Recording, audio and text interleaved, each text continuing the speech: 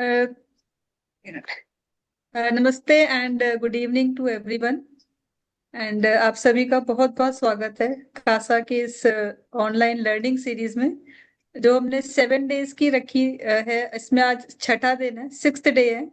हमने इसमें ROC MCA से रिलेटेड काफी सारी कवरेज की, बहुत इंपॉर्टेंट टॉपिक्स को डिस्कस किया।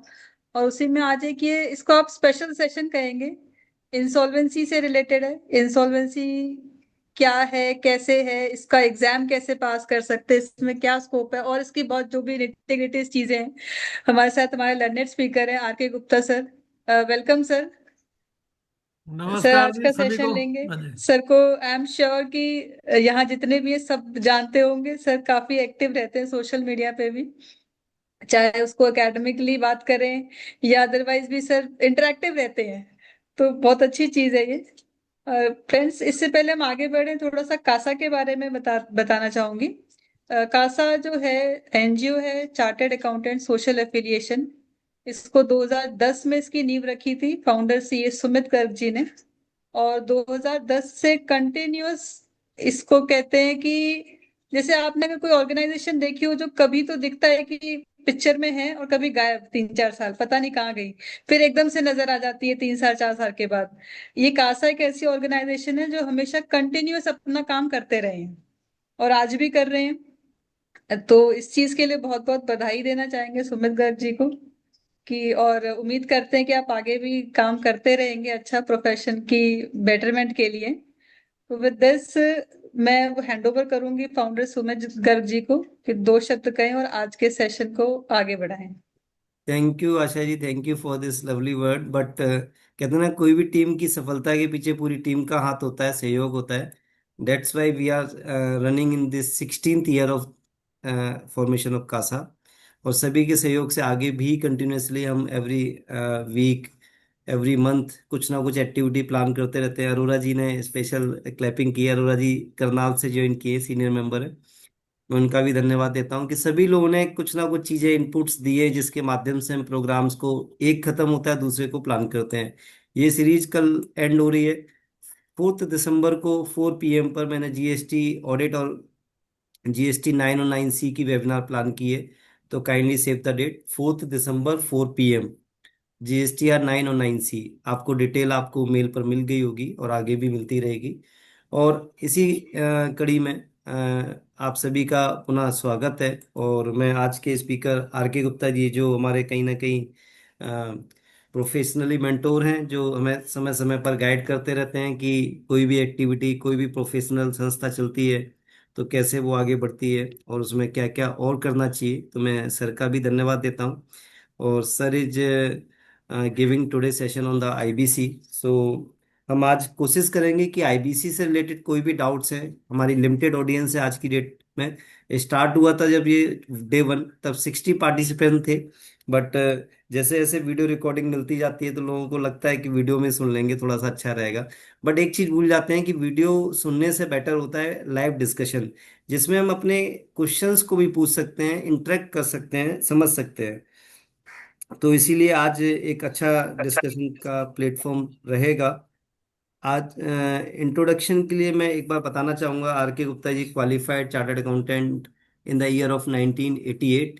ही qualified as a law graduate in the year of 2016। He is the founder of CP study circle of NIRC.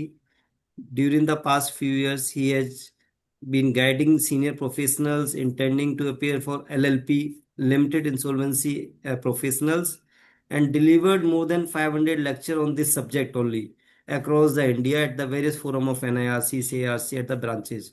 So he is master in this IBC or various as a faculty he is serving the profession. So without taking much of the time, I request RK Gupta sir to take up the technical session. Moving ahead. Over to you, sir. Thank you very much C Sumit Garg ji and C Asha Sharma ji. CASA is doing a very good job on professional front by organizing seminars on different topics. But before we begin this session, मैं तो ये चाहूंगा कि chat box में आप लिखें कि how many years of experience do you have in this field. particularly those, आप सिर्फ एक फिगर लिख दें, suppose you have got 20 years experience, you can write 20, so in that I can come IBC to know. और CA profession? Starting starting with me मैंने टाइप कर दिया, सो दैट हाँ अदर्स कैन बिल्कुल राइट। बिल्कुल, यस। राइट, हाँ, right, great.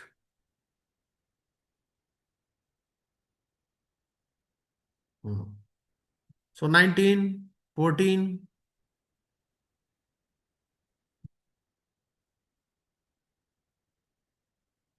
I think 25, good. सारी मोर देन 10 years है। हाँ, बहुत बढ़िया।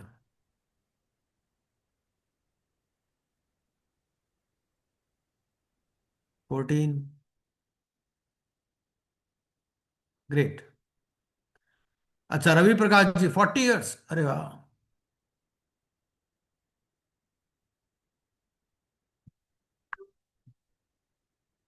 1 year एक्सपीरियंस, अच्छा, she is very young. Anchal Agarwal, okay, okay, so most of you have got sufficient experience. अच्छा, इसके अलावा if you have any specific question in mind, you can write that question also in the chat box so that I can cover it during my session, because some of you might have come with a particular question in mind. और कई बार क्या होता है कि अगर आप एक question के साथ माइंड में आते हैं ना, तो फिर आपका ध्यान उसी क्वेश्चन पर ही रहता है। तो अगर आपके माइंड में ऐसा कोई भी सवाल है, तो वो भी आप लिख सकते हैं, so that I can take up that particular question also.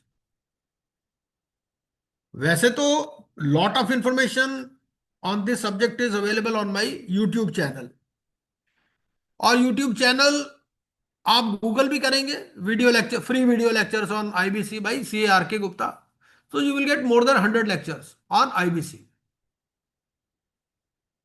On my website also, you will get various presentations on IBC, not only IBC, but on other subjects also. So with this brief, let me share my screen with you.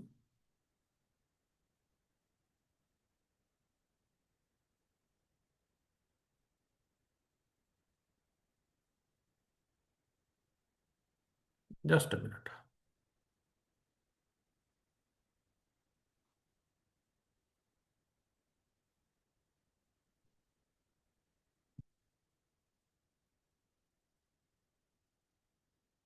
So I hope my screen is visible. Is it visible? मेरी yes screen sir. Visible है? Okay, हाँ, screen visible है sir, okay, बस okay, slide show mode में कर दिया। हाँ, हो हाँ, गई। ठीक है। तो अब आप देखिए, अगर आप खाना खाने जाते हैं तो क्या है, दो तरीके हैं खाना खाने के, ठीक है। आपके पास चपाती होती है, दाल होती है, सब्जी होती है, और रायता होता है, बहुत सारी चीजें होती हैं। एक तरीका तो ये है कि पहले आप चपाती चपाती सारी खा जाओ, उसके बाद दाल, फिर सब्जी, फिर रायता, बट आपको मजा नहीं आएगा। दूसरा तरीका क्या है कि आप चपाती लो, थोड़ी दाल लगाओ, सब्जी लगाओ, साथ में रायते का भी मजा लो, तो ज्यादा समझ में आएगा। ये आईबीसी भी कुछ कुछ ऐसा ही है। आईबीसी में क्या है कि थिंग्स आर स्प्रेड, कोड अलग है, रेगुलेशंस अलग है, रूल्स अलग हैं, सर्कुलर्स, नोटिफिकेशंस अलग हैं। अब क्वेश्चन ये आता है कि इनको पढ़ा कैसे जाए। तो इनको पढ़ने के लिए क्या है कि अगर आप मेरी वेबसाइट पर जाते हैं, तो मैंने क्या किया हुआ है, इनको लिंक किया हुआ है। जैसे मैं आपको अपनी वेबसाइट दिखाता हूं एक बारी,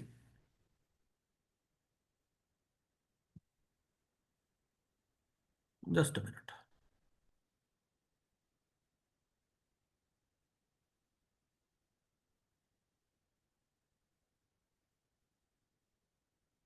और मेरी वेबसाइट याद करने के लिए आपको सिर्फ मेरा नाम ध्यान होना चाहिए, CARK गुप्ता। तो CARKgupta.com ही मेरी वेबसाइट का नाम है। आज की डेट में 7 लाख से ज्यादा व्यूज हैं। और वो क्यों है? क्योंकि हम कुछ पूछते नहीं है। हम नहीं पूछते आपका नाम क्या है। आप अगर कुछ डाउनलोड करना चाहते हैं, जो मर्जी डाउनलोड करो, हमें पता भी नहीं चलेगा आपने क्या डाउनलोड किया, ठीक है। तो I hope my screen is visible, ये स्क्रीन नजर आ रही होगी मेरी आपको। इसमें अगर आप आईबीसी पर जाएं, अगर आप आईबीसी पर क्लिक करेंगे, तो आपको ये कोड और रेगुलेशंस नजर आएंगे, ठीक है। तो ये बेयर कोड एंड रेगुलेशंस, इस पर अगर आप क्लिक करें तो ये पूरा प्रेजेंटेशन खुल जाएगा। इसमें क्या है, हमने इंटरलिंक कर दिया है। ये ऐसा आपको किसी बुक में नहीं मिलने वाला है, क्योंकि बुक में क्या लिखता है वो, बुक में लिखेगा कोड में एज में भी स्पेसिफाइड। तो कि भाई आपको रेगुलेशन पर जाना, इतना समझ में आ जाएगा। लेकिन कौन से रेगुलेशन पर जाना है, क्योंकि बहुत सारे रेगुलेशंस हैं, एक रेगुलेशन नहीं है, कम से कम 20-25 रेगुलेशन है। ऐसे वो लिख देगा एज में भी प्रेस्क्राइब्ड, तो इतना तो पता चल जाएगा कि रूल पर जाना है, लेकिन कौन से रूल पर जाना है ये नहीं पता चलेगा। तो ये स्लाइड नजर आ रही ना आशीष शर्मा जी? जी सर। हाँ। तो अब इसमें सबसे पहले हमने क्या किया, इंडेक्स बना दिया। ये इंडेक्स बना करके कि सबसे पहले तो ये पता चल जाएगा कि आपको इतनी सारी रामायण पढ़नी है, ये सारे सेक्शन और ये रेगुलेशंस पढ़ने हैं। ठीक है जी। अब जैसे मान लीजिए आप एक पर्टिकुलर सेक्शन पर जाते हैं, ठीक है, आप सेक्शन 14 पर गए। सेक्शन 14 में आपको यहां पर रेगुलेशन पढ़ना है, तो आप रेगुलेशन पर क्लिक कर दीजिए। तो जैसे ही आप रेगुलेशन पर क्लिक करेंगे आपके पास 32 रेगुलेशन नंबर खुल जाएगा। तो इससे क्या होगा कि आपको आइडिया लग गया, वो ऐसा किसी भी बुक में नहीं है, ये हमारा अपना ही एफर्ट है कि हमने उसको इंटरलिंक कर दिया। तो बेसिकली पर्पस ये था बताने का आपको कि भाई आप जो है इस तरह से चीजों को पढ़ें, क्योंकि पढ़ने से पहले, पढ़ाई शुरू करने से पहले ये पता होना चाहिए कि पढ़ना है कैसे। ये बहुत जरूरी है। ठीक है जी। तो सबसे पहले आपको सेक्शन पढ़ना है, सेक्शन के साथ साथ ही आपको रेगुलेशंस पढ़ने हैं, रूल्स पढ़ने हैं और सर्कुलर्स पढ़ने हैं। अगर आप पहले सोचेंगे पहले हम सारे सेक्शन पढ़ लेंगे फिर रेगुलेशंस, तो कुछ समझ में नहीं आएगा। ठीक है। तो पहली चीज तो ये है। अब पढ़ाई कितनी, मैं ये समझता हूं कि जितने भी लोग यहां आए हैं, कुछ तो हो सकता है टाइम पास करने के लिए भी आए होंगे, लेकिन ज्यादातर लोग ऐसे होंगे जो कहीं ना कहीं सोचते होंगे कि भाई अगर हम इस फील्ड में चले जाएं तो अच्छा रहेगा। और मैं ऐसे बहुत सारे लोगों को जानता हूं जिन्होंने पिछले कम से कम 2-4 साल में इस प्रोफेशन से बहुत अच्छी कमाई की है, मतलब बहुत हैंडसम अर्निंग रही है। कई लोग तो ये भी कहते हैं गुप्ता जी आपने हमारी लाइफ बना दी, मतलब they have made crores in this field. और लेकिन चैलेंजिंग फील्ड है, जरूर है, हर कोई नहीं इतना कर सकता। लेकिन अगर आप, मैं कहता हूं आप कंसल्टिंग में भी चले जाएं, कंसल्टिंग में तो कोई ज्यादा एफर्ट नहीं है, आपको ट्रैवलिंग नहीं है, कुछ नहीं है, कोई चैलेंजेस नहीं है। तो कंसल्टिंग में भी you can earn a good amount of money. लेकिन कोई भी फील्ड जो है टाइम के साथ साथ चेंज होता रहता है। अभी जैसे क्रॉस बॉर्डर इंसॉल्वेंसी है, क्रॉस बॉर्डर इंसॉल्वेंसी में बहुत ज्यादा काम नहीं हुआ है आज की डेट में, बहुत ही कम लोग हैं जिसको इस फील्ड की नॉलेज है। तो अब कुछ लोग इस फील्ड में जा रहे हैं, अच्छा कर रहे हैं। तो इस तरह से अगर आप वाकई, लेकिन ये काम है उन्हीं के लिए जो, जिनके पास वाकई टाइम है। अगर आप ऑलरेडी इनकम टैक्स जीएसटी वगैरह में उलझे हुए हैं तो हो सकता है फिर आप ना भी कर पाए इस काम को, क्योंकि अगर आप एग्जाम ही पास करने की कोशिश करेंगे तो कम से कम आपको 300 से 400 घंटे की पढ़ाई करनी पड़ेगी। होता क्या है, सिलेबस कभी भी चेंज कर देते हैं विद 3 मंथ्स प्रायर इंटीमेशन। तो आपको एक टाइम फ्रेम सेट करना पड़ेगा, भाई मेरे को 3-4 महीने के अंदर तैयारी करके एग्जाम देना है। और 3 महीने में अगर आपने 300 घंटे भी पढ़ने हैं तो 1 महीने में 100 घंटे हो गए। इसका मतलब रोज आपको 3 से 4 घंटे पढ़ाई करनी है। रोज 3 से 4 घंटे अगर आप पढ़ाई करेंगे तो इस एग्जाम को पास करना कोई मुश्किल बात नहीं है क्या कि कोर्स मटेरियल अवेलेबल नहीं है? कोर्स मटेरियल अवेलेबल नहीं है, लेक्चर्स अवेलेबल नहीं है। वो तो ये कि हम लोगों ने किसी वजह से इस चीज को पब्लिक फोरम पे डाल रखा है, क्योंकि हमें भी पॉपुलैरिटी मिलती है। इस तरह से अगर आप अपने आप को एक्सपोज करते हैं एज एन एक्सपर्ट, तो क्या होता है, कई लोग आपके पास कंसल्टिंग के लिए भी आते हैं। वो देखता है यार इस बंदे ने 100-150 वीडियो यहाँ डाल रखे हैं, तो इसका मतलब he has got good knowledge. और कई लोग मेरे पास गूगल के थ्रू ही आ जाते हैं कि जी आपसे ये कंसल्ट करना है, मैटर ये है, इश्यू है। तो ठीक है, then you can charge money also. Negative marking भी है इसमें, और नेगेटिव मार्किंग के साथ में passing the exam is a challenge. तो सबसे पहले तो एक बार मैं आपको सिलेबस के दर्शन करा देता हूं। ये सिलेबस नजर आ रहा है आपको? हाँ जी। हाँ सर। हाँ, तो सिलेबस में क्या है? सिलेबस में देखिए, एक तो है कोड हमारा, ठीक है। कोड है सिर्फ 4 नंबर का। उसके बाद रूल्स हैं 6 नंबर के। लेकिन कोड और रूल्स को अप्लाई कैसे करना है रियल लाइफ सिचुएशन में, उसके लिए केस स्टडीज है बेसिकली। तो ये जो केस स्टडीज हैं, ये आपकी काफी मार्क्स की हैं। आप समझिए कि इसमें 62 मार्क्स की केस स्टडीज है। 62, और आपके अलाइड लॉस की मिला करके 70 नंबर की केस स्टडीज है। तो बेसिकली ये एग्जाम फोकस करता है कि अगर आप इंसॉल्वेंसी प्रोफेशनल बन गए तो आप रियल लाइफ सिचुएशंस को कैसे हैंडल करेंगे। जैसे आपने पढ़ा होगा एमबीए में, जो आईआईएम वगैरह में पढ़ाते हैं, तो केस स्टडी बेस्ड ही होता है। तो यहां पर भी फोकस जो है केस स्टडीज पर ही है।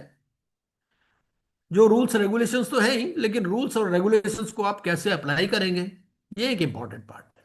उसके अलावा बहुत सारे अलाइड लॉज भी हैं, अलाइड लॉज की भी केस स्टडीज हैं। कुछ केस लॉज भी आपको पढ़ने पड़ते हैं, और कुछ जनरल भी अवेयरनेस आपको चाहिए। तो बेसिकली, और इसमें कट ऑफ डेट होती है। अभी जो कट ऑफ डेट है सिलेबस की, वो है 4 February 2025। अब होता क्या है कि कट ऑफ डेट में थोड़ा सा चैलेंज भी आता है।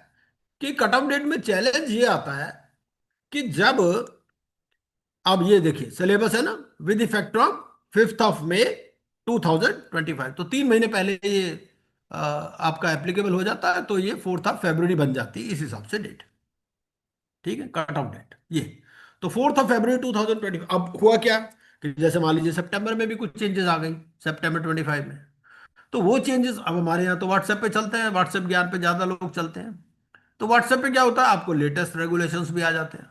तो उनको आप एग्जाम पर्पज से आपको साइड में रखना है, और आपको जो कट ऑफ डेट है इसके हिसाब से ही तैयारी करनी है। हमने जो अपनी वेबसाइट पर दिया हुआ है सिलेबस, वो इस कट ऑफ डेट के हिसाब से ही है, 4 February के हिसाब से ही दिया। तो जैसे ही वो चेंज होगा, हमारे वहां पर भी चेंज हो जाएगा। ठीक है, चलिए।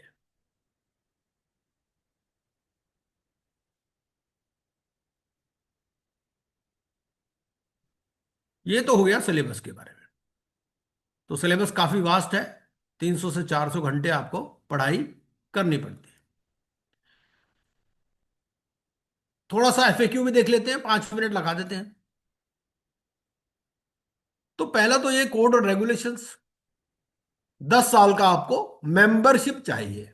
क्या चाहिए? मेंबरशिप। कोई जरूरी नहीं कि आप सर्विस में हैं या प्रैक्टिस में हैं। 10 साल का आपको मेंबरशिप चाहिए। अगर आप 10 साल से कम आपकी मेंबरशिप है, तो फिर एक जीआईपी रूट अवेलेबल है, ग्रेजुएट इंसॉल्वेंसी प्रोग्राम। वो 28 ईयर से कम के जो लोग हैं उनके लिए है। और बहुत सारी लॉ यूनिवर्सिटीज हैं, जैसे नेशनल लॉ यूनिवर्सिटी है, भोपाल में भी है, द्वारका में भी है, मानेसर में भी है, बहुत सारे हैं। वहां पर ये फुल टाइम कोर्स चलता है 2 साल का। वहां पूरे 2 साल ये पढ़ाई करवाते हैं। और 2 साल पढ़ाई कराने के बाद में फिर आप, बहुत सारे लोग एमएनसी में लग जाते हैं या किसी लॉ फर्म के साथ एसोसिएट हो जाते हैं। तो चाहे आप लॉ ग्रेजुएट हैं, चाहे आप सीए हैं, सीएस हैं, या आईसीडब्ल्यू हैं विद 10 years ऑफ मेंबरशिप, या फिर एडवोकेट हैं रजिस्टर्ड विद बार काउंसिल, और नहीं तो अगर आपका पोस्ट ग्रेजुएट एक्सपीरियंस है तो उसमें भी अगर सुपरवाइजरी कैडर का एक्सपीरियंस है, तो फिर 15 years का सुपरवाइजरी कैडर एक्सपीरियंस में भी आप एलिजिबल हो जाते हैं। ठीक है। आईबीबीआई इस एग्जाम को कंडक्ट करता है थ्रू एनईएसएम, नेशनल, ये जो स्टॉक एक्सचेंज वाला एग्जाम लेते हैं उनके थ्रू ये एग्जाम कंडक्ट करते हैं। ठीक है। उसके लिए आपको यूजर आईडी और पासवर्ड बनाना, लेकिन वो तो बहुत मामूली सी बात है। जैसे मान लीजिए आप जीएसटी रजिस्ट्रेशन कराते हैं, तो उसमें भी अपना पैन नंबर, आधार नंबर वगैरह सब देते हैं। तो ऐसे ही यहाँ पर भी है, लेकिन रजिस्ट्रेशन कराना पहले जरूरी नहीं है। पहले आपको तैयारी करनी है अपनी, आप पहले तैयारी कर लें। तैयारी करने के बाद में आप फिर जो है इसमें रजिस्ट्रेशन करवा करके, और आपको टाइम स्लॉट मिल जाता है, ऑनलाइन एग्जामिनेशन होता है, और प्रॉक्टर्ड एनवायरनमेंट में होता है, सीसीटीवी लगे होते हैं वहां पर। तो वहां पर सेंटर पर ही जाके आपको देना होता है। और ऑलमोस्ट हर मेजर सिटी में एक सेंटर या दो सेंटर हैं, depending upon the number of students. Generally slots available होते हैं। तो जब भी आपका तैयारी हो जाए, आपको लगे भाई yes I am ready to take the examination, तो you can register yourself and you can book the slot. ठीक है।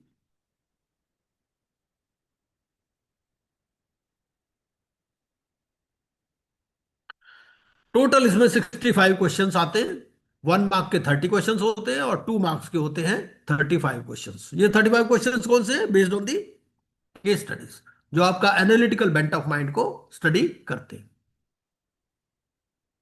आईबीबीए की साइट पर एक मॉडल पेपर भी है, लेकिन मॉडल पेपर भी बहुत ज्यादा अच्छी क्वालिटी का नहीं है, क्योंकि उसमें जो पेपर का जो आप कह सकते हैं कि लेवल ऑफ एग्जामिनेशन है और जो रियल एग्जामिनेशन का लेवल है, उसमें बहुत डिफरेंस है।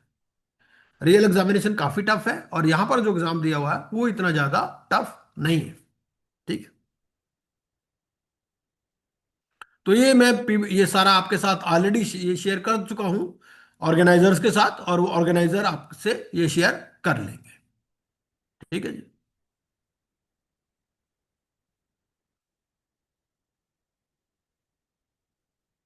तो अब सबसे पहले ये है कि भाई इसकी जरूरत क्यों पड़ी, आईबीसी आया क्यों। अभी तक अगर आपका कोई सवाल है तो आप पूछ सकते हैं। अगर अभी तक आपका कोई सवाल है तो आप पूछ सकते हैं।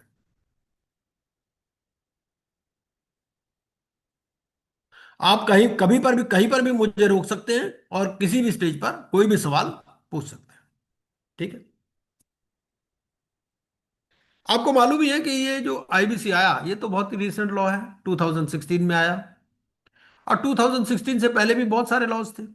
सिक इंडस्ट्रियल कंपनीज एक्ट था जिसमें बीआईएफआर का प्रोविजन होता था, आरडीबी एक्ट था, सरफेसी एक्ट था, कंपनीज एक्ट, बहुत सारे लॉज थे।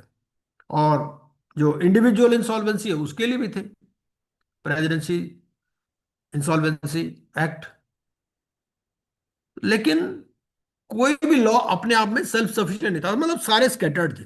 इंडिविजुअल इंसॉल्वेंसी है तो बहुत सारे अलग अलग लॉज में भी प्रोविजन थे। जैसे पार्टनरशिप एक्ट है तो पार्टनरशिप एक्ट में भी कुछ प्रोविजन है, कंपनीज एक्ट में प्रोविजन थे फॉर लिक्विडेशन। अब इन सारे लॉज को इकट्ठा लाया गया एक ही जगह पर। अब चाहे कंपनी हो, चाहे इंडिविजुअल हो, चाहे पार्टनरशिप फर्म हो, सबको ये आईबीसी ही सोल्यूशन प्रोवाइड करता है। ठीक है। तो they try to consolidate the insolvency and bankruptcy laws in a single legal framework.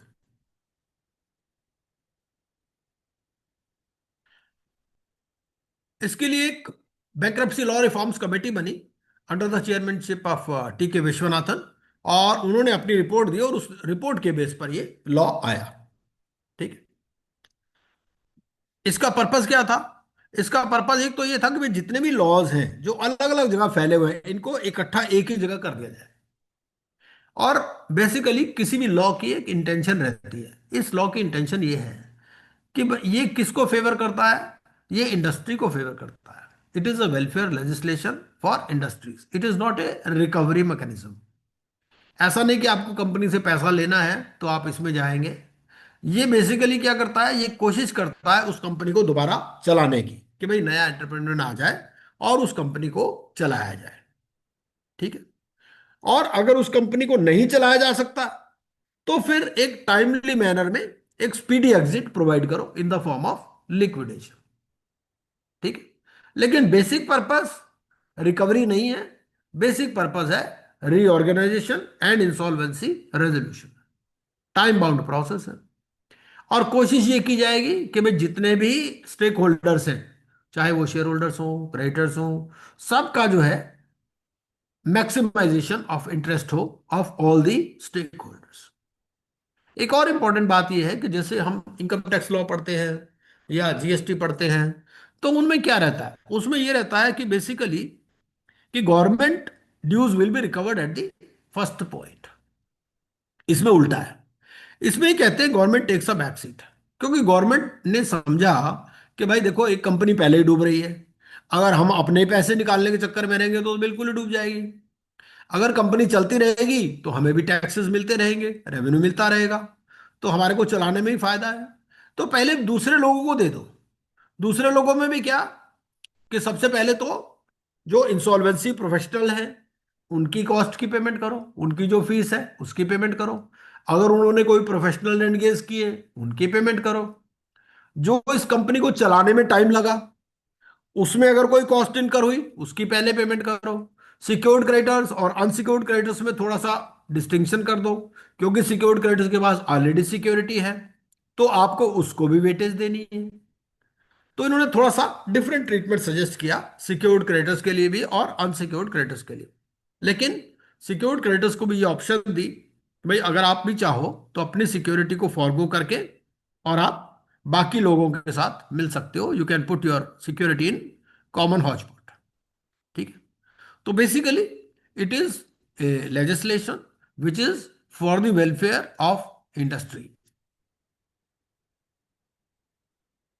Different parts है इसके, 5 parts are there, part 1, part 2, part 3, part 4, part 5। ठीक है। और हर एक में 2 स्टेप प्रोसेस है। 2 स्टेप प्रोसेस का मतलब एक है इंसॉल्वेंसी रेजोल्यूशन और फिर है लिक्विडेशन। मतलब पहले कोशिश करो, एक टाइम दे दो कि भाई देखो ऐसा है, 180 डेज का टाइम हम आपको देते हैं। 180 डेज में ये या तो नया बायर ढूंढ लो या कंपनी को चलाने की कोशिश करो। ठीक है। अगर आपको 180 डेज में नहीं होता तो फिर हम वन टाइम एक्सटेंशन दे देंगे, मैक्सिमम अप टू 90 डेज। और अगर कोई लेजिस्लेशन, कोई आपका लिटिगेशन वगैरह है तो maximum 330 days will be allowed. ठीक है। मतलब टाइम बाउंड प्रोसेस, ऐसा नहीं कि 20-20 साल चल रहे हैं। जैसे कि बाइंडिंग का चलता था पहले कंपनीज एक्ट में, 20-20 साल तक कंपनी केसेस चलते रहते थे। और उसमें फायदा किसको था? फायदा एग्जिस्टिंग मैनेजमेंट को था, क्योंकि वो जो हमारा एग्जिस्टिंग लॉ था वो यूएस लॉ पर बेस्ड है। अब यूएस लॉ क्या कहता है? यूएस लॉ कहता है let the debtor stay in control. मतलब जो एग्जिस्टिंग मैनेजमेंट है उससे आप कंट्रोल छीनोगे नहीं। ठीक है। लेकिन ये जो आईबीसी है ये यूके लॉ पर बेस्ड है। यूके लॉ क्या कहता है? Let the creditor take over. अगर आप कोई मैनेजमेंट कंपनी नहीं चला पा रहा है तो जिन लोगों ने कंपनी को फाइनेंस दिया है वो उन लोगों को कंपनी चलाने दो, उनकी एक कमेटी बना दो और उस कमेटी को डिसीजन लेने दो। अब आप कहोगे जी वो कमेटी जिन्होंने लोन दिया, क्या उनको जरूरी है कि बिजनेस चलाने की भी समझ हो? ठीक है। पहली बात तो ये है।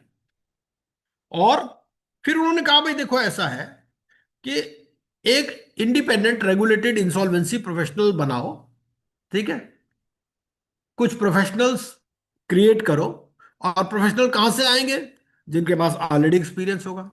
तो अगर आप किसी चार्टर्ड अकाउंटेंट को ले लेते हो, कॉस्ट अकाउंटेंट को, कंपनी सेक्रेटरी को, एडवोकेट को, या फिर कोई मैनेजमेंट कैडर का एक्सपीरियंस बंदा है जिसके पास 10-15 साल का एक्सपीरियंस है, उसके लिए एक एग्जामिनेशन के थ्रू ये सिस्टम बना दो कि वो सारे प्रोसेस को अंडरस्टैंड करता हो और वही सारी कमेटी का जो है चेयरमैन बना दो उसको या हेड बना दो। और उसके अंडर में ये पूरा प्रोसेस वो समझ सकेगा उस प्रोसेस को और सबको एक्सप्लेन कर देगा। और कमेटी जो है, कमेटी बेसिकली डिसीजन लेगी। ठीक है। जो प्लान लाना है वो तो अल्टीमेटली बिजनेस कम्युनिटी से ही आना है। अब अगर कोई कंपनी इंसॉल्वेंसी में चली गई तो ऐसा नहीं है कि जो फाइनेंशियल क्रेडिटर्स हैं वही प्लान लेकर के आएंगे। प्लान तो बेसिकली बिजनेस कम्युनिटी से ही आएगा। ठीक है। लेकिन जो, क्योंकि उन्होंने फाइनेंस प्रोवाइड किया है कंपनी को, इसका मतलब उनका उस कंपनी में कॉन्फिडेंस था या उस कंपनी के बारे में नॉलेज थी या क्लोज एसोसिएशन था या एफिलिएशन था। तो इसके लिए आप ऐसा करो कि इनको डिसीजन मेकर्स बना दो जो फाइनेंस प्रोवाइडर्स हैं। ठीक है। जो फाइनेंशियल क्रेडिटर्स हैं। और जो बिजनेस कम्युनिटी है वहां से प्लान्स आएंगे, उस प्लान्स को आप इवेल्युएट करो और देखो अगर कोई बढ़िया प्लान है जो कहता है मैं कंपनी चला दूंगा तो ठीक है। अगर कोई ऐसा प्लान आता ही नहीं है या कंपनी में एसेट्स ही नहीं है या कोई आदमी इंटरेस्टेड ही नहीं है कंपनी को चलाने में, तो उस केस में आप फिर कंपनी को लिक्विडेट कर दो। ठीक है। और लिक्विडेशन में भी आप उसको कोशिश करो कि to sell it as a going concern. अगर वो पॉसिबल नहीं है तो फिर आपको अलग अलग एसेट्स को भी आप बेच सकते हो। तो टू वे प्रोसेस, पहले इंसॉल्वेंसी ट्राई करो हर केस में, और उसके बाद में लिक्विडेशन। ठीक है। अब जो पुराने जितने भी लॉज थे हमारे, चाहे कंपनीज एक्ट हो, चाहे सीका हो, सीका भी बहुत से जो एक्सपीरियंस लोग बैठे हुए हैं यहाँ पर, उन्होंने देखा होगा कि वहां पर board of industrial and financial reconstruction होता था, BIFR। BIFR में भी ऐसा ही कुछ प्लान वगैरह जाते थे, लेकिन गवर्नमेंट का इंटरफेरेंस था, उसमें डेट्स ही मिलती रहती थी। अब इन्होंने ये कहा भाई देखो ऐसा है, लेजिस्लेचर अलग है, एग्जीक्यूटिव अलग है, और जुडिशरी अलग है। ठीक है। तो उन्होंने कहा भाई इनको थोड़ा सा दूर ही रखो, क्योंकि यहां पर जब ये एंटर कर जाते हैं तो डिले होते हैं। अब इन्होंने कहा भाई देखो, एक तो आप बनाओ रेगुलेटेड प्राइवेट इंसॉल्वेंसी प्रोफेशनल, जो इस प्रोसेस को हैंडल करेंगे। ठीक है। और जो ऑफिशियल लिक्विडेशन है उसको आप अलग रखो इस प्रोसेस से। डिस्ट्रीब्यूशन इन्होंने वाटरफॉल दिया, और उसमें ये कहा भाई गवर्नमेंट ड्यूज जो है उनको बाद में वो रिकवर कर लेंगे, कोई जल्दी नहीं है, क्योंकि अगर बिजनेस चलेगा तो सबको फायदा होगा।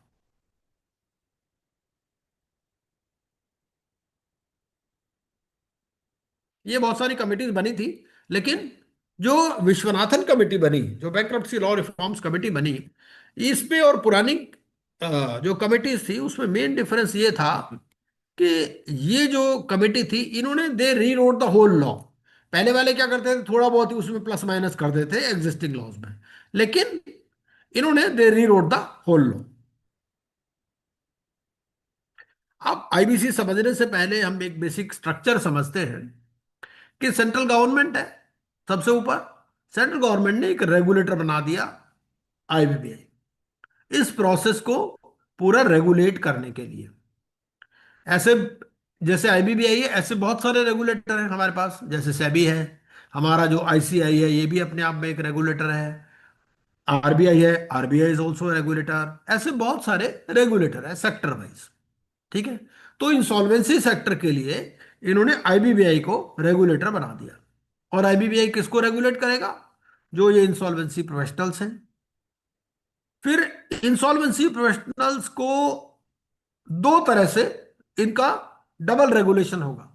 एक तो एजेंसीज इनको रेगुलेट करेंगी, जैसे अगर आप किसी कॉलेज में एडमिशन लेते हैं तो कॉलेज भी आपको रेगुलेट करता है, और यूनिवर्सिटी भी। तो आप IBBI को समझिए जैसे यूनिवर्सिटी, और जो कॉलेज है वो समझिए ये जो एजेंसीज है। ठीक है। तो जैसे हमारे 3 इंस्टीट्यूट्स हैं, तीनों इंस्टीट्यूट्स ने अपनी अपनी अलग अलग इंसॉल्वेंसी प्रोफेशनल एजेंसीज बनाई, जिसकी आपको मेंबरशिप लेनी पड़ती है, एनरोलमेंट कराना पड़ता है। जैसे कॉलेज में आपको रोल नंबर मिलता है, ऐसे यहाँ पर एनरोलमेंट नंबर मिलता है। ठीक है। और फिर आपको रजिस्ट्रेशन कराना पड़ता है विद IBBI। दोनों की फीस देनी पड़ती है। एजेंसीज आपको ट्रेनिंग वगैरह प्रोवाइड कराती हैं, और IBBI आपका ओवरऑल रेगुलेटर है। IBBI किसी भी इंसॉल्वेंसी प्रोफेशनल के अगेंस्ट में एक्शन ले सकता है, और एजेंसीज के अगेंस्ट में भी एक्शन ले सकता है। अब आप प्रोफेशन अगर आपने करना है तो दो तरह से कर सकते हैं।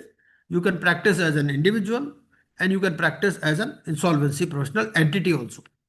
जैसे कि ये जो इंसॉल्वेंसी प्रोफेशनल एंटिटी है, जैसे सपोज चार्टर्ड अकाउंटेंट है, तो आप एज एन इंडिविजुअल भी प्रैक्टिस कर सकते हैं, और एक फर्म बना करके भी कर सकते हैं। इसी तरह से ये कॉन्सेप्ट है यहाँ पर इंसॉल्वेंसी प्रोफेशनल्स और इंसॉल्वेंसी प्रोफेशनल एंटिटीज। ठीक है।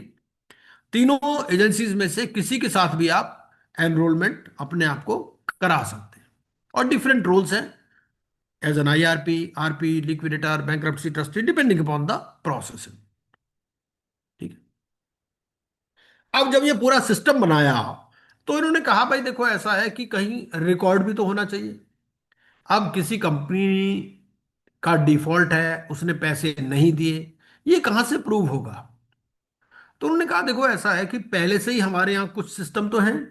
जैसे MCA है, अगर कोई भी आदमी कोई चार्ज क्रिएट करता है एसेट्स के अगेंस्ट में, तो वहां पर रजिस्टर कराता है अगर कंपनी है तो।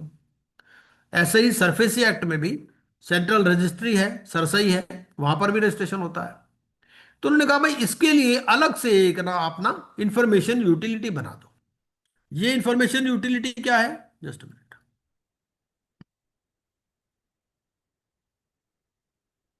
What are the benefits of practising as an, अच्छा ठीक है, नहीं मैं साथ साथ में ले लेता हूं, कोई दिक्कत नहीं है, क्योंकि वो सही रहेगा। अच्छा एक minute sir, I know a company where the insolvency case could not be admitted by NCLT for 5 years due to different tactics by promoters. नहीं देखिए ऐसा है कि वो तो देखिए कोई भी लॉ हो तो लॉ का कुछ मिसयूज करने वाले लोग भी होते हैं, लेकिन जनरली ऐसा होता नहीं है कि 5 साल तक कोई केस एडमिट ही ना हो। वो होता ये कि already so many litigations are already going on. अब जैसे ये जो आईबीसी है ये भी कंकरेंट रेमेडी है। Kamaldeep Chawla ji, I am particularly addressing your query, क्योंकि देखो साथ साथ में क्वेश्चन भी लेते रहेंगे तो सही रहेगा, वरना मैं ही बोलता रहूं तो उससे कोई फायदा नहीं है ना। ठीक है सर, जैसा जैसा वो आपको कंफर्टेबल लगे हाँ अकॉर्डिंगली। हाँ, नहीं मेरे को दोनों तरह से कंफर्टेबल है, कोई दिक्कत नहीं है। ठीक क्योंकि वरना क्या होगा, जिसने क्वेश्चन पुट किया ना, है। अब वो उसका दिमाग अपने क्वेश्चन पर ही रहेगा जब तक उसको आंसर नहीं मिलेगा। साथ साथ ले ठीक है लेते हैं, सर। बेटर है, कोई दिक्कत हाँ नहीं। साथ ठीक साथ है। ले लीजिए, और क्या। ठीक है, डन। पर्पस तो यही है कि लोगों को समझ में आए, है ना। हम्म। पर्पस ये नहीं कि मुझे कितना आता है, पर्पस ये है कि मैं कितना समझा पाता हूँ, असली तो चीज सर ये। सेल्फ रीड कर लेंगे क्वेश्चंस, या फिर जैसे ही क्वेश्चन नहीं आता है मैं तो क्वेश्चन पढ़ उसको। लूंगा, मैं क्वेश्चन पढ़ लूंगा ठीक है अपने सर। आप, मैं अपने आप पढ़ ठीक लूंगा। है। हाँ तो अब जैसे कमलदीप चावला जी, ऐसा हो सकता है कि देखिए होता क्या है कि ये भी ना एक कंकरेंट रेमेडी है। जैसे आप आईबीसी के अलावा आप रेरा में भी जा सकते हैं। जैसे बहुत सारे होम बायर्स हैं तो रेरा में चले जाते हैं, इनके पीएमएलए से रिलेटेड केसेस भी होते हैं, पीएफ से रिलेटेड भी केसेस होते हैं।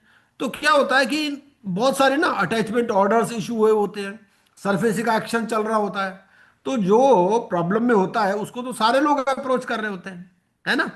तो सारे लोग अपना इन्फ्लुएंस एक्सरसाइज करते हैं, एग्जर्ट करते हैं। तो इसीलिए there could be cases, but ऐसा नहीं है कि हर केस में 5 साल लगते हैं। वो तो देखो हर दोनों चीजें हैं। वो तो जो मान लो भाई, अगर दोनों साइड के एडवोकेट्स आएंगे तो अब अगर आपका मान लीजिए कि आइडिया यही है कि भाई इसको डिले करना है, तो वो तो तरीका हो ही सकता है, बिल्कुल हो सकता है। लेकिन वो इसीलिए ऐसा तो नहीं कह सकते ना भाई आईबीसी के अलावा कहीं जा ही नहीं सकते आप। अब आप पूछेंगे क्या सरफेसी में भी जा सकते हैं? यस, ठीक है। जो आपका 180 डेज है उस पीरियड के लिए नहीं जा सकते, लेकिन पहले या बाद में तो जा ही सकते हैं। क्या आप सिविल कोर्ट में जा सकते हैं? यस। क्या आप रेरा में जा सकते हैं? यस, है ना। अच्छा, सुमित कंसल जी पूछ रहे हैं sir, if goes in liquidation and sold as a going concern, it will sold through some resolution plan, means what is the mechanism of take over. Okay, so देखिए ऐसा होता है कि सुमित कंसल जी, अगर लिक्विडेशन में जाते हैं तो क्या होता है कि लिक्विडेशन में भी ना पब्लिक अनाउंसमेंट होती है, मोड ऑफ सेल है।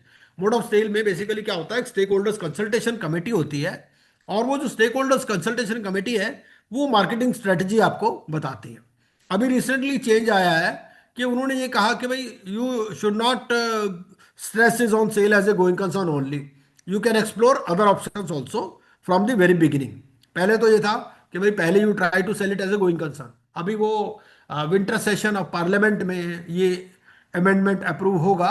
अभी बिल आ चुका है लेकिन अभी एक्ट में अमेंडमेंट नहीं आया है, ठीक है। तो ये क्या होता है, स्टेक होल्डर्स कंसल्टेशन कमेटी अपनी मार्केटिंग स्ट्रेटेजी बनाते हैं और प्रेस एडवर्टाइजमेंट आती है कि भाई ऐसे गोइंग कंसर्न आप सेल करें। ठीक है जी, चलिए। What are the benefits of practising as an entity, Inder Arora ji का क्वेश्चन है। तो इंदर अरोड़ा जी, ऐसा है कि जैसे मान लीजिए अगर आप एक प्रोफेशनल है, ठीक है। अब ये बड़ा कॉम्प्लिकेटेड फील्ड है इंसॉल्वेंसी।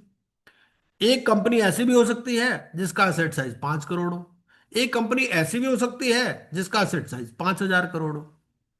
अब जो 5,000 करोड़ की कंपनी है या 10,000 करोड़ की कंपनी है, अब वो भी तो देखेगा ना कि भाई वो जो इंसॉल्वेंसी प्रोफेशनल जिसको मैं ये काम दे रहा हूं वो इसको हैंडल भी कर पाएगा या नहीं, ठीक है।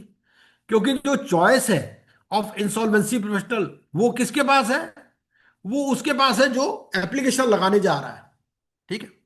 भाई अगर आपका, आपने मान लीजिए लोन दिया, आप एक कंपनी है, ठीक है, आपने दूसरी कंपनी को लोन दिया और वो कंपनी आपके पैसे वापस नहीं कर रही, या आप एक बैंकर हो, बैंकर का लोन वापस नहीं हो रहा, आप उसके अगेंस्ट में इंसॉल्वेंसी पिटीशन फाइल करना चाहते हो। अब वो है 5,000 करोड़ की कंपनी, हैंडल कौन करने वाला है, इंसॉल्वेंसी प्रोफेशनल। तो वो ये देखेगा ना कि भाई उसके पास उतना एक्सपर्टीज भी है या नहीं। और उस एक्सपर्टीज के लिए अगर आप एक एंटिटी हैं तो एंटिटी में आप दिखा सकते हो कि देखो जी हमारे पास 10 प्रोफेशनल हैं, उनका अलग अलग एक्सपीरियंस है, they are from different fields. तो बीइंग एन एंटिटी, नेचुरली जो है you have got more resources at your disposal, manpower भी है, एक्सपर्टीज भी है। हाँ जी। अच्छा, I have heard that normal regular creditors trade payables are sometimes hesitant to opt for IBC route to recover their long outstanding dues because they are last in sequence to get the money in case of liquidation. Is it true? देखिए ऐसा है कि जहां तक जो trade payables है, जैसे मैंने बताया कि ये किसके बेनिफिट के लिए लाया गया, ये इसके लिए, ये जो है रिकवरी मैकेनिज्म नहीं है। ये क्या है? ये रिकवरी मैकेनिज्म नहीं है। बेसिकली ये कंपनी के बेनिफिट के लिए लाया गया जो कंपनी प्रॉब्लम में है। तो यस, जो ऑपरेशनल क्रेडिटर्स हैं they are lower in priority. तो सबसे पहले इंसॉल्वेंसी प्रोफेशनल की कॉस्ट देंगे, उसके बाद में फिर जो सिक्योर्ड क्रेडिटर्स है अनसिक्योर्ड देखेंगे, वर्कमैन एम्प्लॉयज को कुछ प्रेफरेंस है ना। गवर्नमेंट वाले तो पहले ही पीछे से लगे हुए हैं लाइन में, है ना। और जो ट्रेड पेएबल्स हैं, एक तो उनका डिसीजन मेकिंग में ज्यादा रोल नहीं होता। दो तरह की कंपनी होती हैं, कुछ कंपनी ऐसी होती हैं जिसमें लोन होता है, कुछ कंपनी ऐसी होती हैं जिसमें लोन नहीं होता है। अगर कोई डेट फ्री कंपनी है तो फिर तो operational creditors, 18 largest operational creditors, they form the COC along with one representative of workmen and one representative of employees। ठीक है, लेकिन ऐसा बहुत कम होता है। जनरली तो डेट होता ही है कंपनी में, और कोई भी डेट वाली कंपनी है तो उसमें जो कमिटी ऑफ क्रेडिटर्स है, जो डिसीजन मेकिंग अथॉरिटी है, वो फाइनेंशियल क्रेडिटर्स के पास रहती है। तो इसके लिए यू आर राइट इन अ वे कि जो ट्रेड पेएबल्स हैं उनके पास कम चांस रहता है। लेकिन अब बात यह है ना कि अगर इसमें नहीं जाएंगे तो कहां जाएंगे? अब भाई अगर इसमें नहीं जाते तो आप क्या कर सकते हो? आप कमर्शियल कोर्ट्स में जा सकते। आजकल कमर्शियल कोर्ट्स की भी कॉन्सेप्ट है। पहले क्या होता था, आप सिविल कोर्ट में जाते थे, आपका डेट जो है सिक्योर्ड भी हो सकता है और अनसिक्योर्ड भी हो सकता है। जैसे फाइनेंशियल डेट सिक्योर्ड या अनसिक्योर्ड होता है, ऐसे ही ऑपरेशनल डेट भी सिक्योर्ड या अनसिक्योर्ड दोनों हो सकता है। तो अगर आपका ऑपरेशनल डेट जो ट्रेड पेबल है वो सिक्योर्ड है, फिर तो आप सिक्योरिटी को एक्सरसाइज कर सकते हो, और नहीं है तो फिर नेचुरली फिर आपके पास लोअर प्रायोरिटी। लेकिन फिर भी मैं ये कहूंगा कि ये दूसरे जो मीडियम्स हैं उनसे तो अच्छा ही है। अच्छा, सुमित कंसल जी पूछ रहे हैं, sir this days I find many cases complaint send by IBBI on IPs, who files such complaints and safeguards for us to escape disciplinary cases in IBBI. तो सुमित कंसल जी, ऐसा है कि मैंने आपको बताया कि आईबीबीआई रेगुलेटर है, और आईबीबीआई रेगुलेट करता है इंसॉल्वेंसी प्रोफेशनल्स को भी, चाहे इंडिविजुअल्स हो चाहे एंटिटीज हो, और आईपीएस को भी और इंफॉर्मेशन यूटिलिटीज को भी। अब इसके तो दो कंट्रोलर हैं आईपी के। कौन कौन? एक तो आईपीए और एक हो गया आईबीबीआई। आईपीएस समझ लो मतलब जेठानी, ठीक है। आईपी क्या है? आईपी तो नई बहू है, वो अभी अभी आई है, उसको दोनों कंट्रोल करने की कोशिश करेंगे, आईपीए भी और आईबीबीआई भी। जैसे अगर आप स्टूडेंट हो और आप कोई शरारत करते हो तो कॉलेज भी एक्शन ले सकता है और यूनिवर्सिटी भी। इसी तरह से आपके अगेंस्ट में भी ये दोनों ही लोग एक्शन ले सकते हैं। अब आईबीबीआई इतना स्ट्रिक्ट क्यों है? देखिए, आईबीबीआई स्ट्रिक्ट होने के अपने कारण है, क्योंकि अब पता नहीं पब्लिक फोरम में ऐसा बोलना ठीक है या नहीं, लेकिन क्या है कि उन्होंने पुराने एक्सपीरियंस से ये समझा कि अगर आप स्ट्रिक्ट एक्शन नहीं लेते ना तो फिर क्या होता है कि कॉम्प्लेसेंसी बहुत ज्यादा आ जाती है, फिर लोग परवाह नहीं करते। इसीलिए ये थोड़े से भी कंप्लेंट अगर आ जाए तो उस पर पूरा एक्शन लेते हैं। अब आप कहोगे भी कौन कंप्लेंट फाइल करता है? तो इसके लिए पूरा grievance and complaint handling mechanism है। इसमें कोई भी आदमी जो समझता है कि भाई आईबीबीआई का जो या आईबीसी इसका कोड का वायोलेशन हुआ है, वो भी कंप्लेंट फाइल कर सकता है, और अगर कोई स्टेक होल्डर है तो वो भी कंप्लेंट फाइल कर सकता है। जैसे मैं एग्जांपल दूंगा दो चार आपको। अब मान लीजिए एक कंपनी है, वो कंपनी फाइनेंशियल ट्रबल में है, 5 लोग उस कंपनी को खरीदने के इच्छुक हैं। अब खरीदेगा तो अल्टीमेटली एक ही, तो बाकी जो 4 लोग हैं वो नेचुरली कंप्लेंट फाइल करेंगे कि देखो जी आरपी ने सही काम नहीं किया, आरपी उनके साथ मिला हुआ था, हमने आरपी को बोला हम इसको ज्यादा बिड दे सकते हैं, इसने हमारी बिड एंटरटेन नहीं की। तो सबसे पहले तो you have to be perfect in your correspondence, in your communication, in your preservation of records. ठीक है। बहुत सारी बातें ऐसी होती हैं कि हमारे को मुंह जबानी बहुत बहुत सारे लोग बोल देते हैं मीटिंग में भी, लेकिन अगर आपने उस चीज का रिकॉर्ड नहीं रखा तो आपको you may be in trouble. तो सबसे पहले preservation of record should be proper. उसके अलावा आप कई बार इंसान है, इंसान भी लालच कर जाता है कई बार और जहां बड़े बड़े काम होते हैं तो लालच भी बहुत बड़े बड़े होते हैं। बहुत सारे लोग हैं जो लाखों पर हजारों पर ही फिसल जाते हैं, तो यहाँ तो करोड़ों की गेम होती है। तो करोड़ों की गेम में फिर जो है आपको लगता है यार 2-4 करोड़ 5 करोड़ में बना सकता हूं, और बना भी सकते हैं आप, लेकिन ये है कि फिर वो तो रिस्क भी है, आप जेल में भी जा सकते हैं, सीबीआई भी कर सकते हैं। अगर आपने प्रमोटर को भी कुछ कह दिया तो प्रमोटर भी सीबीआई को कंप्लेंट कर सकता है, ऐसा भी हुआ है कि आईपीएस अरेस्ट भी हुए हैं।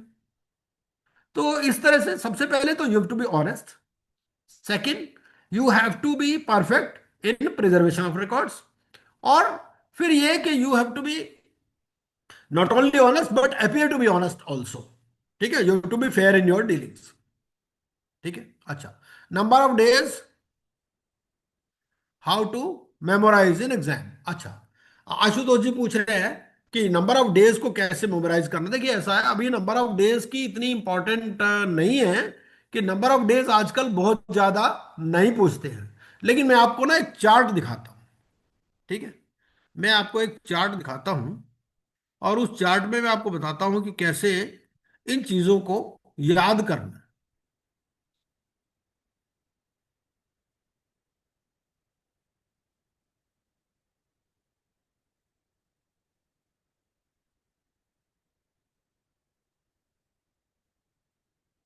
क्योंकि मैं तो ये चाहूंगा ये इंटरैक्टिव रहे, आपके क्वेश्चन के आंसर दे सकूं वो ज्यादा जरूरी है। अब ये देखिए चार्ट आपको नजर आ रहा होगा। ठीक है, अब इस चार्ट में ये एक्सेल का चार्ट है, और इस एक्सेल के चार्ट में बहुत सारी नीचे ये बने हुए हैं। ठीक है, ये हमने शीट्स बना रखी हैं। ठीक है, ये जैसे डेट्स है। ठीक है, अब हमने क्या कर दिया, अगर डेज का चार्ट है तो कौन कौन से प्रोसेस का कितना कितना है, ये सारी चीजें यहां पर दे रखी। ये नजर आ रहा होगा आपको चार्ट मेरे हिसाब से, है ना जी। जी सर। ये हाँ, पूरे, RS।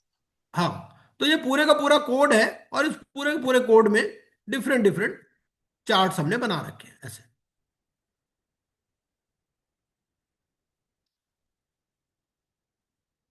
लेकिन होता क्या है, अगर आपको ये चार्ट मिल भी जाए तो मेन चीज ये है कि जब तक आप अपने चार्ट नहीं बनाओगे, ये चार्ट एक स्टूडेंट नहीं बना रखा है, मैंने नहीं बनाया हुआ, तो जब तक आप अपना चार्ट नहीं बनाओगे तब तक आपको चीजें याद नहीं रहती। और आजकल वो इतने ज्यादा क्वेश्चंस पूछते भी नहीं है, और कुछ चीजें देखो जब आप इतनी बार पढ़ोगे किसी लॉ को, अब मैं तो 2018 से पढ़ रहा हूं, मैंने पता नहीं 50 बार पढ़ा होगा, लेकिन अब ये है कि आज की डेट में भी मुझे लगता है कि जितनी बार मैं पढ़ता हूं उतना कुछ नया समझ में आता है हर बार। तो वो अगर आपको इंटरेस्ट है तो आधी चीजें तो अपने आप ही याद हो जाती हैं, और बहुत ज्यादा ऐसा कोई क्रैमिंग के ऊपर फोकस नहीं है आज की डेट में। चलिए दोबारा से हम लोग उसी पीपीटी पर चलते हैं।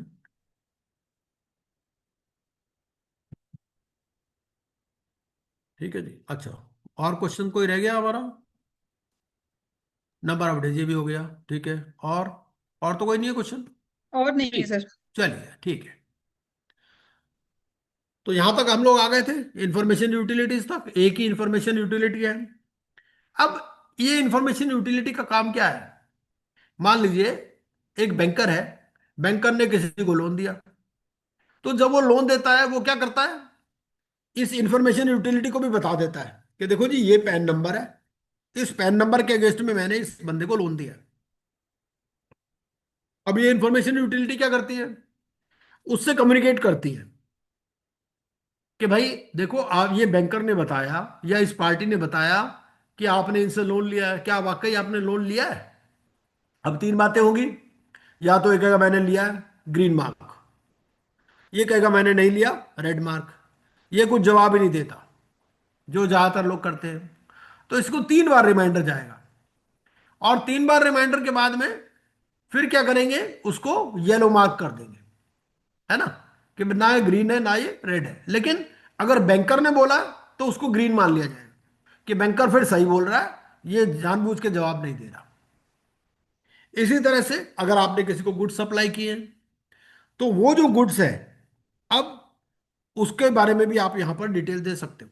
कोई चार्ज क्रिएट हुआ उसकी डिटेल दे सकते हो, कोई चार्ज सेटिस्फाई हुआ उसकी डिटेल आप दे सकते हो। यहां पर कोई भी कंपनी जब सीआईआरपी में आएगी, तो जितने भी लोग होंगे जो इस कंपनी से रिलेटेड होंगे, उन सबको इंफॉर्मेशन चली जाएगी पब्लिक अनाउंसमेंट की, कि भाई ये कंपनी जो है सीआईआरपी में आ चुकी है। तो अगर आपने कोई क्लेम फाइल करना है, तो इस कंपनी के अगेंस्ट में आप क्लेम फाइल कर दीजिए। अब होता क्या है, या तो कोई कंपनी होगी, कंपनी या तो कॉर्पोरेट फॉर्म में चला रहा होगा बिजनेस, या नॉन कॉर्पोरेट फॉर्म में। तो अगर आप कॉर्पोरेट फॉर्म में बिजनेस चला रहे हो, तो अब आपका बिजनेस जो है वो दो तीन तरह का हो सकता है। क्या, कैसा? एक तो ये हो सकता है कि भाई आपकी कंपनी बड़ी है, ठीक है, लार्ज कंपनी है।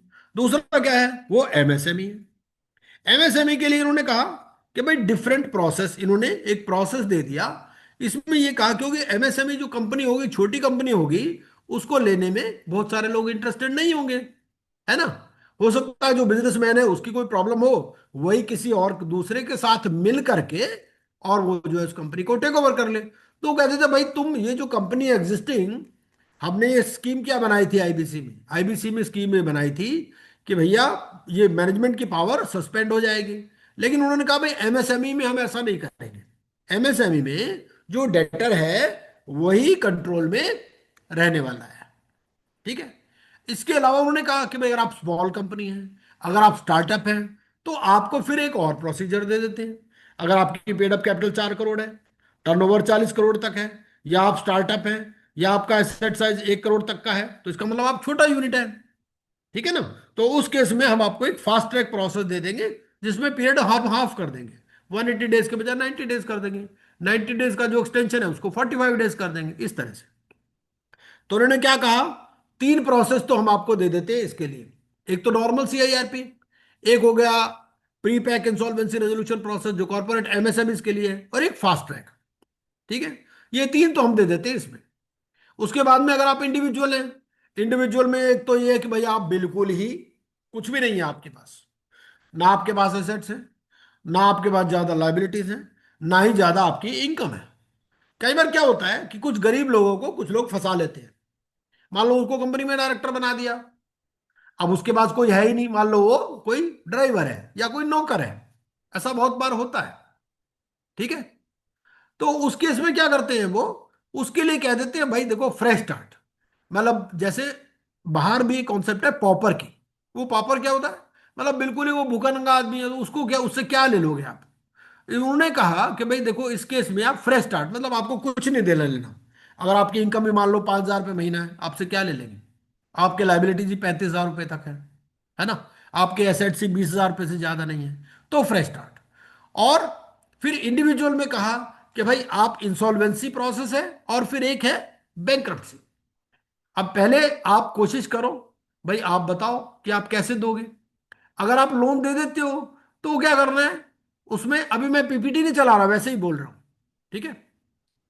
तो अब इसमें आप क्या करोगे कि भाई आप अपना एक रीपेमेंट प्लान दोगे कि भाई मैं ऐसे ऐसे पेमेंट कर दूंगा, और अगर पेमेंट नहीं हुई तो फिर वो बैंक्रप्सी में चली जाएगी कंपनी या पार्टनरशिप फर्म, ठीक है। तो ये डिफरेंट सारे प्रोसेसेस हैं। अब हर ये बेसिकली एक प्रोसीजरल लॉ है। अब ये प्रोसीजरल लॉ में चैलेंजेस कहां आते हैं, प्रोसीजरल लॉ तो है, लेकिन प्रोसीजर को करना कैसे है ये डिफाइंड नहीं है। इन्होंने ये तो बता दिया कि आपको पब्लिक अनाउंसमेंट करनी है, आपको मीटिंग्स करनी है, मीटिंग में क्या कोरम होना चाहिए, क्या क्या चीज़ें होनी चाहिए, आपको इंफॉर्मेशन मेमोरेंडम कैसे बनाना है, रेजोल्यूशन प्लान, लेकिन उसके फॉर्मेट्स नहीं दे रखे हैं। अगर आपने एनसीएलटी में कोई एप्लीकेशन लगानी है तो उसका फॉर्मेट नहीं है। अब वो फॉर्मेट्स कहां से आएगा, वो फॉर्मेट आपकी प्रैक्टिकल विजडम से, आपकी प्रोफेशनल विजडम से आएगा। जिन लोगों के पास है, अब वो लोग बहुत ज्यादा फोर्थ नहीं होते शेयर करने के लिए इन सब चीजों को, क्योंकि इन सब चीजों को लाखों रुपए लेते हैं। अगर मान लीजिए किसी कंपनी का कोई रेजोल्यूशन प्लान बनाना है, तो उसका कोई फॉर्मेट तो नहीं दे रखा। तो ये सब चीजें जो है अभी बहुत सारा मतलब जो प्रैक्टिकल साइड है ना, प्रैक्टिकल साइड के बारे में इंफॉर्मेशन इस लॉ के अंदर भी नहीं है। उन्होंने एक बेसिक स्केच दे दिया कि भाई और वो दे भी नहीं सकते, क्योंकि देखो हजारों तरह की कंपनी है और हजारों तरह के प्रोसीजर हो सकते हैं। कोई एक कंपनी होगी जो 10,000 करोड़ की होगी, कोई कंपनी होगी 2 करोड़ की। तो एक स्टैंडर्ड प्रोसीजर तो सबके लिए बना नहीं सकते। इसीलिए उन्होंने कहा ये सब काम कौन करेगा, आईपी करेगा। अब आईपी भी एग्जाम तो पास कर लेता है, लेकिन अब उसको पता ही नहीं एनसीएलटी में पिटीशन कैसे फाइल करनी है, उसको पता ही नहीं रेजोल्यूशन प्लान कैसे बनाना है, क्या करना है। तो बहुत सारी चीजें हैं, मतलब वो एक अलग ही एस्पेक्ट है। मैं उसके बारे में भी कुछ इंफॉर्मेशन आपको बताता हूं।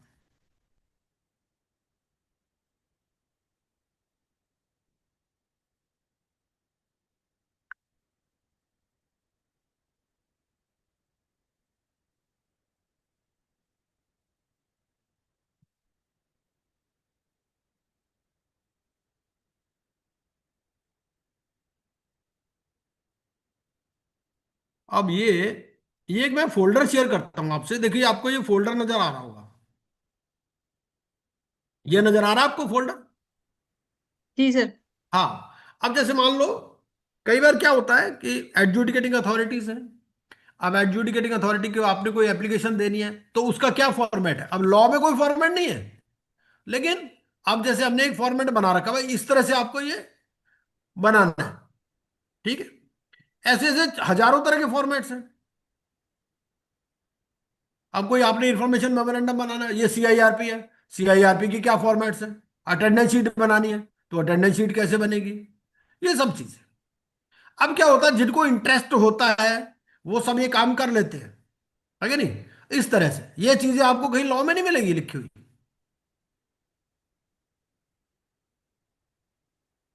अब आपने बैंकर को लेटर लिखना है, तो बैंकर को लेटर लिखना है, ये बैंकर को इस तरह से लेटर लिखोगे आप। इसीलिए बहुत ही जो एक्सपीरियंस्ड प्रोफेशनल है, बहुत ही जो जो समझ भाई जिनको अच्छी नॉलेज है, वो इस फील्ड में काम कर पाते हैं। वरना एग्जाम पास करना तो अपने आप में डिफिकल्ट चीज है ही। एग्जाम पास करने के बाद भी उतना ही चैलेंजिंग है। पूरे समुद्र में फेंक दिया आपको, इंग्लिश चैनल में अब तैरो आप, ये चीज है। चलिए, एक ये एस्पेक्ट हो गया। अब दूसरा एस्पेक्ट क्या है कि एप्लीकेशन कौन कौन फाइल कर सकता है? एप्लीकेशन जिसने लोन दिया है कंपनी को, जिसने गुड्स या सर्विसेज सप्लाई की हैं, या कॉर्पोरेट डेटर भी। क्योंकि जो कंपनीज एक्ट था हमारे पास, कंपनीज एक्ट में भी था कि if company is in default तो then they can also file for winding up petition. ठीक है, ऐसे ही वो कुछ कॉन्सेप्ट्स इन्होंने क्या किया, जिस जिस लॉ में जो जो भी प्रोविजन थे, जैसे कंपनीज एक्ट में कुछ वाइंडिंग अप, डिसोल्यूशन से रिलेटेड, लिक्विडेशन से रिलेटेड प्रोविजन थे, वो यहां पर ले आए। ठीक है, पार्टनरशिप एक्ट में कुछ प्रोविजंस थे, भाई डिसोल्यूशन ऑफ पार्टनरशिप फॉर्म कैसे होगा, वो सारे प्रोविजन यहां पर ले आए।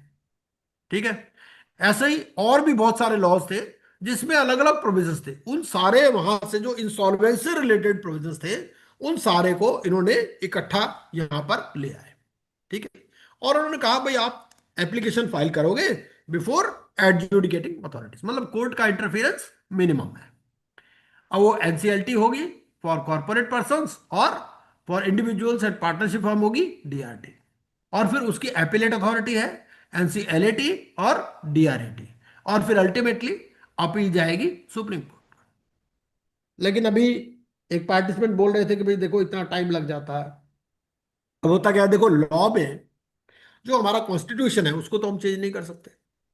अब हमारा कॉन्स्टिट्यूशन क्या कहता है? हमारा कॉन्स्टिट्यूशन ये कहता है कि अगर हमारा किसी भी फंडामेंटल लॉ का वायलेशन हुआ, फंडामेंटल राइट का वायलेशन हुआ, तो आप डायरेक्टली सुप्रीम कोर्ट या हाई कोर्ट में पिटिशन फाइल कर सकते हो, है ना? आप रेट फाइल कर सकते हो। तो वही है ये article 32 supreme court, article 226 high court. For violation of fundamental rights you can file a rate petition.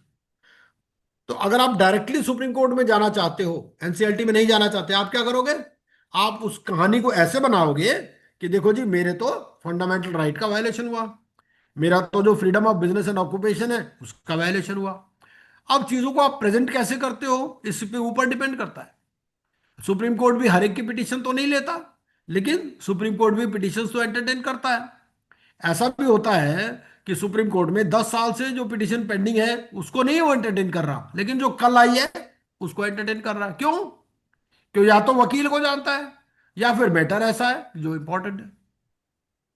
तो इस तरह से, इसी तरह से हाई कोर्ट।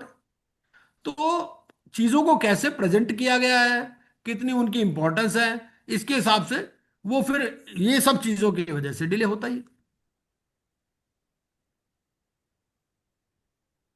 ठीक है जी। तो ये, अब मैं और कोई क्वेश्चन है तो देख लेता हूं। और है किसी का? हाँ, ये नरेंद्र सिंह जी का क्वेश्चन है, sir is IP authorise to pay the expense related to pre CIRP period? हाँ देखिए नरेंद्र सिंह जी, ऐसा है कि ये जितने भी ड्यूज हैं कंपनी के, इसको दो हिस्सों में बांट दिया जाता है। एक तो होता है प्री सीआईआरपी पीरियड और एक होता है CIRP period, post CIRP period. जो प्री सीआईआरपी पीरियड है उसमें क्या करना है, उसको आप क्लेम फॉर्म है, उस क्लेम फॉर्म के थ्रू ही आप फाइल कर सकते हैं। और अगर आप क्लेम फॉर्म से रिलेटेड रेगुलेशंस देखोगे तो उसमें क्या लिखा है, उसमें यह लिखा है a person who claims to be a financial creditor या a person who claims to be an operational creditor. मतलब ये, वो ये कहता है देखो जो आदमी क्लेम कर रहा है ना, उसको नहीं पता है वो फाइनेंशियल क्रेडिटर है या ऑपरेशनल क्रेडिटर, उसको क्या इतनी नॉलेज है ना। हो सकता है उसने गलत फॉर्म भर दिया हो। अगर उसने गलत फॉर्म भी भर दिया तो आपको क्या करना है, ये आईपी का काम है देखना, इस पर केस लॉज है। जैसे अथॉरिटी ने क्या किया, उस अथॉरिटी ने, वो ऑपरेशनल क्रेडिटर है। जैसे गवर्नमेंट ड्यूज है, लॉ में लिखा हुआ है कि जितने भी गवर्नमेंट ड्यूज हैं, इनकम टैक्स है, कस्टम्स है, जीएसटी है, ये सारे ऑपरेशनल क्रेडिटर्स, एम्प्लॉयज है ऑपरेशनल क्रेडिटर है। जो जिन्होंने लैंड अलॉट की है वो सारे ऑपरेशनल क्रेडिटर है। जिन्होंने फाइनेंस दिया है वो फाइनेंशियल क्रेडिटर है। लेकिन अब उसको तो इतनी समझ नहीं है जो क्लेम फॉर्म भर रहा है, जिसने अपने पैसे कंपनी से लेने, उसको क्या पता मैं फाइनेंशियल क्रेडिटर हूँ, ऑपरेशनल क्रेडिटर हूँ। तो वो ये कहता है कि भाई देखो ये काम किसका देखना है, ये आईपी का काम देखना है। अगर उसने गलत फॉर्म भी भर दिया तो भी आप उसको सही करो। अच्छा आपने मान लो उसको कम्युनिकेट कर दिया, जैसे यमुना एक्सप्रेसवे अथॉरिटीज का केस है। अब उन्होंने लैंड दी थी, अब उन्होंने क्लेम फॉर्म भरा एज फाइनेंशियल क्रेडिटर। आईपी ने उनको कहा भाई देखो आपने गलत फॉर्म भरा है, आप सही फॉर्म भरो। उन्होंने सही फॉर्म नहीं भरा। ठीक है, आईपी ने क्या किया, वो क्लेम ही इग्नोर कर दिया और रेजोल्यूशन प्लान भी आ गया और अप्रूव भी हो गया, वो क्लेम कंसिडर किए बिना ही। ठीक है, अल्टीमेटली मामला सुप्रीम कोर्ट में गया, तो सुप्रीम कोर्ट ने कहा भाई देखो पढ़ो रेगुलेशन क्या लिखा है, लिखा है person who claims to be, वो क्लेम कर रहा है, उसको नहीं पता कि वो क्या है, ये आप देखो और आप उसको अकॉर्डिंगली करो। तो दोबारा वो सीओसी के पास आया प्लान कि भाई इसका क्लेम लो आप और फिर इसको भी कंसिडर करो। अब आपका क्वेश्चन था नरेंद्र सिंह जी का, is IP authorise to pay the expense related to pre CIRP period? देखिए ऐसा है, जो प्री सीआईआरपी पीरियड है, प्री सीआईआरपी पीरियड के लिए क्लेम फॉर्म आप भरोगे। क्लेम्स में वो क्या करेगा, अब कंपनी में जो अगर आपका अमाउंट है, भाई प्री सीआईआरपी पीरियड का मतलब क्या है, प्री सीआईआरपी पीरियड का है कंपनी में लाइबिलिटी बुक होगी। अब वो कंपनी में लाइबिलिटी बुक होगी, आईपी उसको नए सिरे से देखेगा। ऐसा भी हो सकता है फिक्टिशियस बिलिंग हो। कई बार क्या होता है कि फिक्टिशियस सेल्स, फिक्टिशियस परचेजेस होती हैं, है ना। वो कहेगा देखो भाई अगर आप जीएसटी में रजिस्टर्ड हो तो आप जीएसटी की अपनी रिटर्न की कॉपी लाओ, आप ई वे बिल की कॉपी लाओ, आप दिखाओ proof of dispatch, proof of transport, ये सारी चीजें। अगर आपने कोई फाइनेंशियल डेट दिया है तो उसका लोन एग्रीमेंट लाओ, टीडीएस अगर आपका कोई कटा है, तो ये सारी चीजें, वो सारे जितने भी जो भी लाइबिलिटीज हैं, चाहे कंपनी बुक्स में एंटर्ड है चाहे नहीं है, कोई फर्क नहीं पड़ता, आप अपना प्रूफ दो। ठीक है, जैसे रियल एस्टेट में कई बार क्या होता है, एक ही फ्लैट को चार चार लोगों को बेच देते हैं। अब वो चारों लोग ही क्लेम कर सकते हैं कंपनी से। ऐसा नहीं कि वो कहेगा भाई एक फ्लैट के अगेंस्ट में मैं तो एक ही की लाइबिलिटी लूंगा, नहीं ऐसा नहीं है। उसको तो ये देखना है कि भाई वाकई इस आदमी ने पेमेंट की है कंपनी को या नहीं की है। अगर चारों के डॉक्यूमेंट सही हैं तो वो चारों क्लेम को एंटरटेन कर लेगा। और अगर कोई डॉक्यूमेंट अपना नहीं पेश कर पाता तो वो क्लेम को एंटरटेन नहीं करेगा। फिर आप एडजुडिकेटिंग अथॉरिटी के पास जाओ कि देखो जी हमने तो क्लेम दिया था, इन्होंने हमारा क्लेम एंटरटेन नहीं किया। है ना। और एडजुडिकेटिंग अथॉरिटी से भी आप सेटिस्फाइड नहीं हो तो फिर एपीलेट अथॉरिटी के पास जाओ, अल्टीमेटली आप सुप्रीम कोर्ट तक जा सकते हो। तो जहां तक आपका ये सवाल है कि इस आईपी ऑथराइज्ड, तो ऑथराइज्ड की बात ये है कि वो क्लेम भरेगा अपना, जितने भी क्लेम होंगे सारे इकट्ठे हो जाएंगे। उसके बाद में वो एक प्रोस्पेक्टस की तरह एक डॉक्यूमेंट बनाता है, इंफॉर्मेशन मेमोरेंडम, आईपी। वो इंफॉर्मेशन मेमोरेंडम में क्या रहता है कि भाई देखो कंपनी के पास ये एसेट्स हैं, ये लाइबिलिटीज हैं, और इसके लिए हमें प्लान्स चाहिए। अब वो रेजोल्यूशन एप्लीकेंट आएंगे, 5-7 रेजोल्यूशन एप्लीकेंट आ जाएंगे कि भाई देखो इस कंपनी को हम चला देंगे। ठीक है। जैसे कबाड़ी होते हैं, कबाड़ी क्या करता है, कबाड़ी आपसे कबाड़ का सामान ले लेता है, अगर वो ठीक ठाक होता है तो उसको थोड़ा बहुत रिपेयर करके उसको चला देता है, चला करके बेच देता है। अगर वो बिल्कुल ही कबाड़ है तो उसको तोड़ ताड़ के बेच देता है। ऐसे ही करता है ना कबाड़ी। तो ये काम कबाड़ी वाला ही काम है। ठीक है। वो देख लेगा इसमें क्या काम की चीज क्या है। अगर वो 90% ओके है तो थोड़ा बहुत रिपेयर करके उसको चला देगा। अगर वो 90% बेकार है तो उसको वो तोड़ ताड़ के जो उसके काम की चीज है उसको निकाल करके बेच देगा, और बाकी फिर जो है गई। तो जहां तक आपका सवाल है, आईपी ऑथराइज टू पे, आईपी ने कुछ भी पेमेंट नहीं करनी, आईपी पेमेंट नहीं करेगा। जो रेजोल्यूशन एप्लीकेंट है वो बताएगा कि भैया देखो ऐसा है, ये 100 रुपए का क्लेम है, मैं तो इसके 40 दे सकता हूं। ठीक है। या मैं तो इसके 20 रुपए दे सकता हूं, या मैं तो इसके 5 रुपए दे सकता हूं, या मैं कुछ भी नहीं दे सकता। ठीक है। अब उसके बाद में आप इससे रिलेटेड आप दूसरा सवाल पूछोगे। ये तो हो गया प्री सीआईआरपी। अब जब सीआईआरपी चल रही है, आप कहते हो भाई कंपनी को चलाने की कोशिश करो। ठीक है, था ना। अब 180 दिन का आपके पास पीरियड है। अब उस दौरान भी कंपनी की कुछ लाइबिलिटीज इनकर हो रही हैं। मान लो सप्लायर तो सप्लाई कर रहे हैं ना कंपनी को, तो उस पीरियड का क्या होगा। उस पीरियड के लिए ऐसा होता है कि करंट ड्यूज आपको साथ के साथ पेमेंट करने पड़ते हैं। ठीक है। मतलब दो पार्ट हो गए आपके। एक तो होगा प्री सीआईआरपी। प्री सीआईआरपी को आप कह दो कि भैया अपने डॉक्यूमेंट पेश करो, डॉक्यूमेंट पेश करके और उनको इंफॉर्मेशन मेमोरेंडम में बता देंगे भाई ये लाइबिलिटीज हैं। वो नया प्रमोटर जाने, वो जो कबाड़ी वाला आएगा वो देखेगा उसको, अभी इसको स्टोर रूम में रख दो। ठीक है। आपके जो चीज चल नहीं रही है तो क्या करते हो, स्टोर में रख देते हो ना उसको। भाई कबाड़ी आएगा देख ले यार काम की चीज है नहीं, वो कहेगा मैं तो 5 रुपए दे सकता हूँ भाई। ठीक है। अब रह गए करंट ड्यूज। अब करंट ड्यूज जो हैं, जो सीआईआरपी पीरियड के हैं, वो आपको साथ के साथ पेमेंट करने हैं। और अगर आप साथ के साथ पेमेंट नहीं कर पाते तो वो इंसॉल्वेंसी रेजोल्यूशन प्रोसेस कॉस्ट का पार्ट बन जाते हैं। ये इंसॉल्वेंसी रेजोल्यूशन प्रोसेस कॉस्ट क्या है। अब आपके यहां कोई जन्म हो जाए, कोई मरण हो जाए, शादी हो जाए, विवाह विच्छेद हो जाए, कुछ भी हो जाए, आप पंडित को बुलाते हो। तो जो पंडित को बुलाते हो तो सबसे पहले आपको पंडित को पैसे देने पड़ते हैं। ठीक है। मान लो कोई मर भी गया तो पंडित आएगा, कर वो मंत्र मंत्र पड़ेगा, उसको पैसे आपको देने हैं। अगर मान लो आपके पास पैसे नहीं है तो आप क्या करते हो, आप 4 रिश्तेदार यार चलो 1000-1000 रुपए मिलाओ, पंडित जी को तो दो, इनको तो विदा करो पहले। ठीक है, यही करते हो। इसी तरह से ये पंडित यहां पर कौन है, ये जो इंसॉल्वेंसी पंडित है, आईपी इंसॉल्वेंसी प्रोफेशनल, इसकी फीस सबसे पहले पेमेंट होगी। ठीक है। उसके अलावा ये जो कंपनी चलाने में जो खर्चा हुआ ये भी पेमेंट होगा। एम्प्लॉयज भी जो है, एम्प्लॉयज के जो भी ड्यूज हैं, एम्प्लॉयज के ड्यूज पिछले 2 साल के, उसको पहले प्रायोरिटी देंगे। वर्कर्स के 24 मंथ्स है और एम्प्लॉयज के लिए 12 मंथ्स है। ठीक है। इस तरह से अलग अलग पूरी प्रायोरिटीज डिफाइंड है। ये तो लिक्विडेशन में है। और रेजोल्यूशन प्लान में उसके पास फ्रीडम रहती है, रेजोल्यूशन एप्लीकेंट के पास, वो किस तरह से ट्रीट करना चाहता है। वो अपना प्लान दे देता है कि भाई देखो मैं तो इस कंपनी के इतने दे सकता हूं, 5 बंदे आएंगे। ऐसा भी हो सकता है कि कोई भी प्लान पसंद ना आए, 5 कबाड़ी आए आपका पुराना फ्रिज देखने, आपको कोई भी पसंद नहीं आया, ऐसा भी हो सकता है। तो उस केस में आप क्या करोगे, कंपनी को लिक्विडेट कर दोगे। ठीक है। लिक्विडेशन में फिर बेचने की कोशिश करोगे, बेचने की कोशिश नहीं तो आप क्या करोगे, उसको अलग अलग करके भी बेच दोगे। ऐसा भी कर सकते हो। जैसे कंपनी में लैंड है, लैंड अलग से बेच दी, कंप्यूटर है, कंप्यूटर अलग से बेच दिए। कई बार क्या होता है, आप बेचते नहीं हो, आप कह देते हो देखो भाई आपने इतने पैसे, आपने एम्प्लॉयज है जैसे मान लीजिए, अब एम्प्लॉयज को आपने सैलरी देनी है। आप क्या कहते हो भाई देखो भाई, और उन्हीं एम्प्लॉयज को आपने कंप्यूटर भी दे रखा है, कंप्यूटर कंपनी के नाम में है। तो आप क्या कहते हो कि भाई देखो ऐसा है हमारे पास पैसे तो है नहीं, और ये पुराना कंप्यूटर हमारा बिक भी नहीं रहा, तो इस कंप्यूटर को तुम ही ले लो।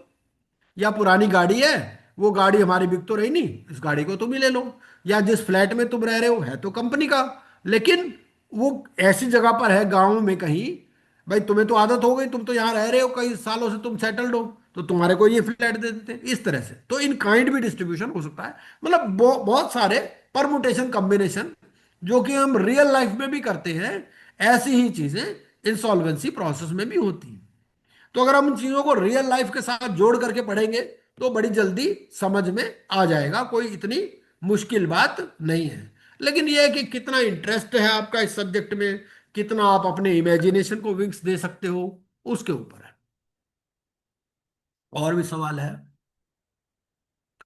और एक सवाल ये है कि what are the loopholes for a corporate debtor to save himself from paying the creditor when petition is filed in NCLT by creditor, the dues are pending outstanding by debtor. देखिए ऐसा है, अब आप कह रहे हो जी loop holes क्या है कॉर्पोरेट डेटा। सबसे पहली बात तो ये है कि कॉर्पोरेट डेटर की जहां तक बात है, कॉर्पोरेट डेटर का रोल उतना नहीं रहता। अब हम पर्टिकुलरली कॉर्पोरेट की बात करें तो जो पावर है बोर्ड की वो तो सस्पेंड हो गई, लेकिन मैं इसके दो चार तरीके बताता हूं आपको जो रियल लाइफ से एमर्ज होते हैं।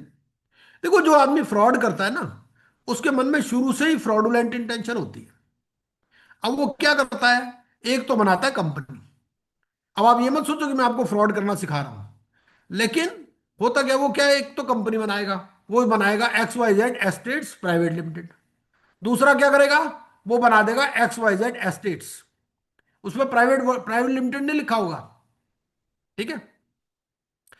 और जैसे मान लो आपने कोई प्लॉट खरीदा, आप उस टाइम इतना दिमाग नहीं लगाते, क्योंकि आप तब आपके ख्वाबों में कुछ और ही चल रहा होता है।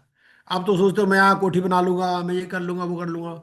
उसने क्या किया, उसने आपको जो रसीद दी वो XYZ एस्टेट्स के नाम से दे दी, जबकि जो कंपनी है वो है XYZ एस्टेट्स प्राइवेट लिमिटेड, ठीक है। अब क्या हुआ, आपका डॉक्यूमेंट ही इफेक्ट डिफेक्टिव हो गया। अब जब कंपनी CIRP में गई तो आपने क्या, आपने अपने डॉक्यूमेंट पेश किए, लो जी मैंने तो इनको ये चेक दिया था। अरे भाई, ये चेक तो कंपनी के नाम ही नहीं है, ये चेक तो प्रोप्राइटरशिप के नाम है। तो यहीं पर आपका प्रॉब्लम हो गई ना। या आपने इनएडिक्वेट डॉक्यूमेंटेशन है, डॉक्यूमेंटेशन ही प्रॉपर नहीं है। तो और ये चीजें बाद में ही एमर्ज होती है, तब आप चीजों को ध्यान से देखते हो, अरे यार मैं इतनी छोटी सी बात नहीं देख पाया उस टाइम। तो और आईपी जो है, आईपी अपने इंडिपेंडेंटली एग्जामिन करेगा उस चीज को, आईपी तो अपने एंगल से देखेगा। आईपी तो ये भी सोच सकता है ना कि भाई ये पता नहीं वाकई में डेट है भी या नहीं। और ऐसा होता भी है बहुत बारी कि भाई कंपनी में बहुत सारी, जैसे अब ये होता क्या है बेसिकली, ये इंसॉल्वेंसी में जाती क्यों है कंपनी, इंसॉल्वेंसी में इसलिए जाती हैं, आपने 500 करोड़ रुपए का लोन ले लिया। अब 500 करोड़ रुपए आपका तो इंटेंशन है, आपने तो पैसा खर्च करना नहीं है, आपने तो पैसा निकालना है वहां से। आपने तो 500 में करोड़ निकाल करके आपको तो फॉरेन भाग जाना है, ठीक है। अब आप क्या करोगे, और आप ऐसी चीजों की ट्रेडिंग करोगे कॉस्टली, ठीक है। मान लो आपने डायमंड की ट्रेडिंग करी, अब आप छोटी छोटी चीज मिट्टी तो खरीदोगे नहीं, क्योंकि उसमें तो बहुत ज्यादा टाइम लग जाएगा। तो आप क्या करोगे, गोल्ड, डायमंड, प्रॉपर्टीज, इस तरह से जो एक्सपेंसिव चीजें हैं उन्हीं में आप डील करोगे। तो आपने क्या किया, डायमंड्स के परचेज के बिल ले लिए, अपनी ही कंपनियां बना दी या अपने रिश्तेदारों की कंपनियां बना दी, उनसे परचेज के बिल ले लिए, उनको पेमेंट कर दी। वो पेमेंट करके अपना पास पैसा ले आए, क्योंकि कैश तो आप निकालोगे नहीं ना कंपनी में से, आप तो चेक के थ्रू ही निकालोगे। तो आप बहुत सारी कंपनियों का एक जाल खड़ा कर देते हो, वो कंपनियों का जाल खड़ा करके वहां से आपने वहां ले गए आप पैसा और इधर से निकाल करके ले आए, है ना। तो इस तरह से आप ये चीजों को करते हो। अब वो जो इंसॉल्वेंसी प्रोफेशनल होता है उन चीजों को स्टडी करता है, एक फोरेंसिक ऑडिट भी करवा सकता है अगर चाहे तो, कि भाई मनी ट्रेल कहां से कहां पैसा गया, इस कंपनी से इस कंपनी में गया, उसको पूरी पावर होती है। वो बैंक से भी कोई भी इंफॉर्मेशन ले सकता है, दूसरी एजेंसी से भी इंफॉर्मेशन ले सकता है। तो ये चीजें। और कोई क्वेश्चन है किसी का? सर मैं एक पूछ सकता हूँ हाँ सुमित प्लीज है। प्लीज जी पूछिए। जी।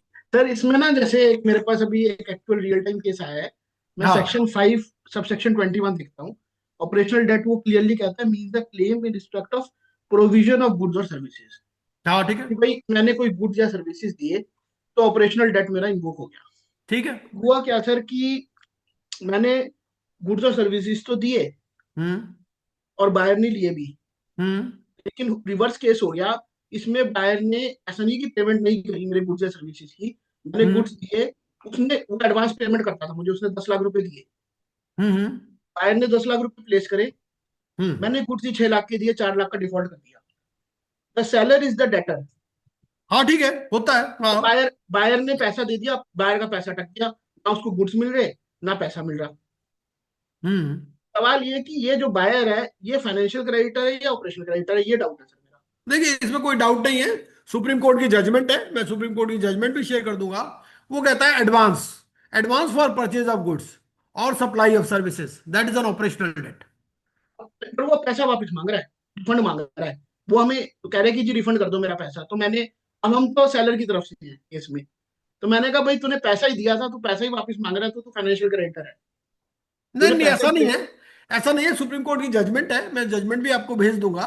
उसमें यह है कि एडवांस पेड टुवर्ड्स, जैसे मान लो मैं एक सिंपल एग्जांपल देता हूं। जी जी जी। एक एक आदमी है जो सपोज कोचिंग में है, ठीक है।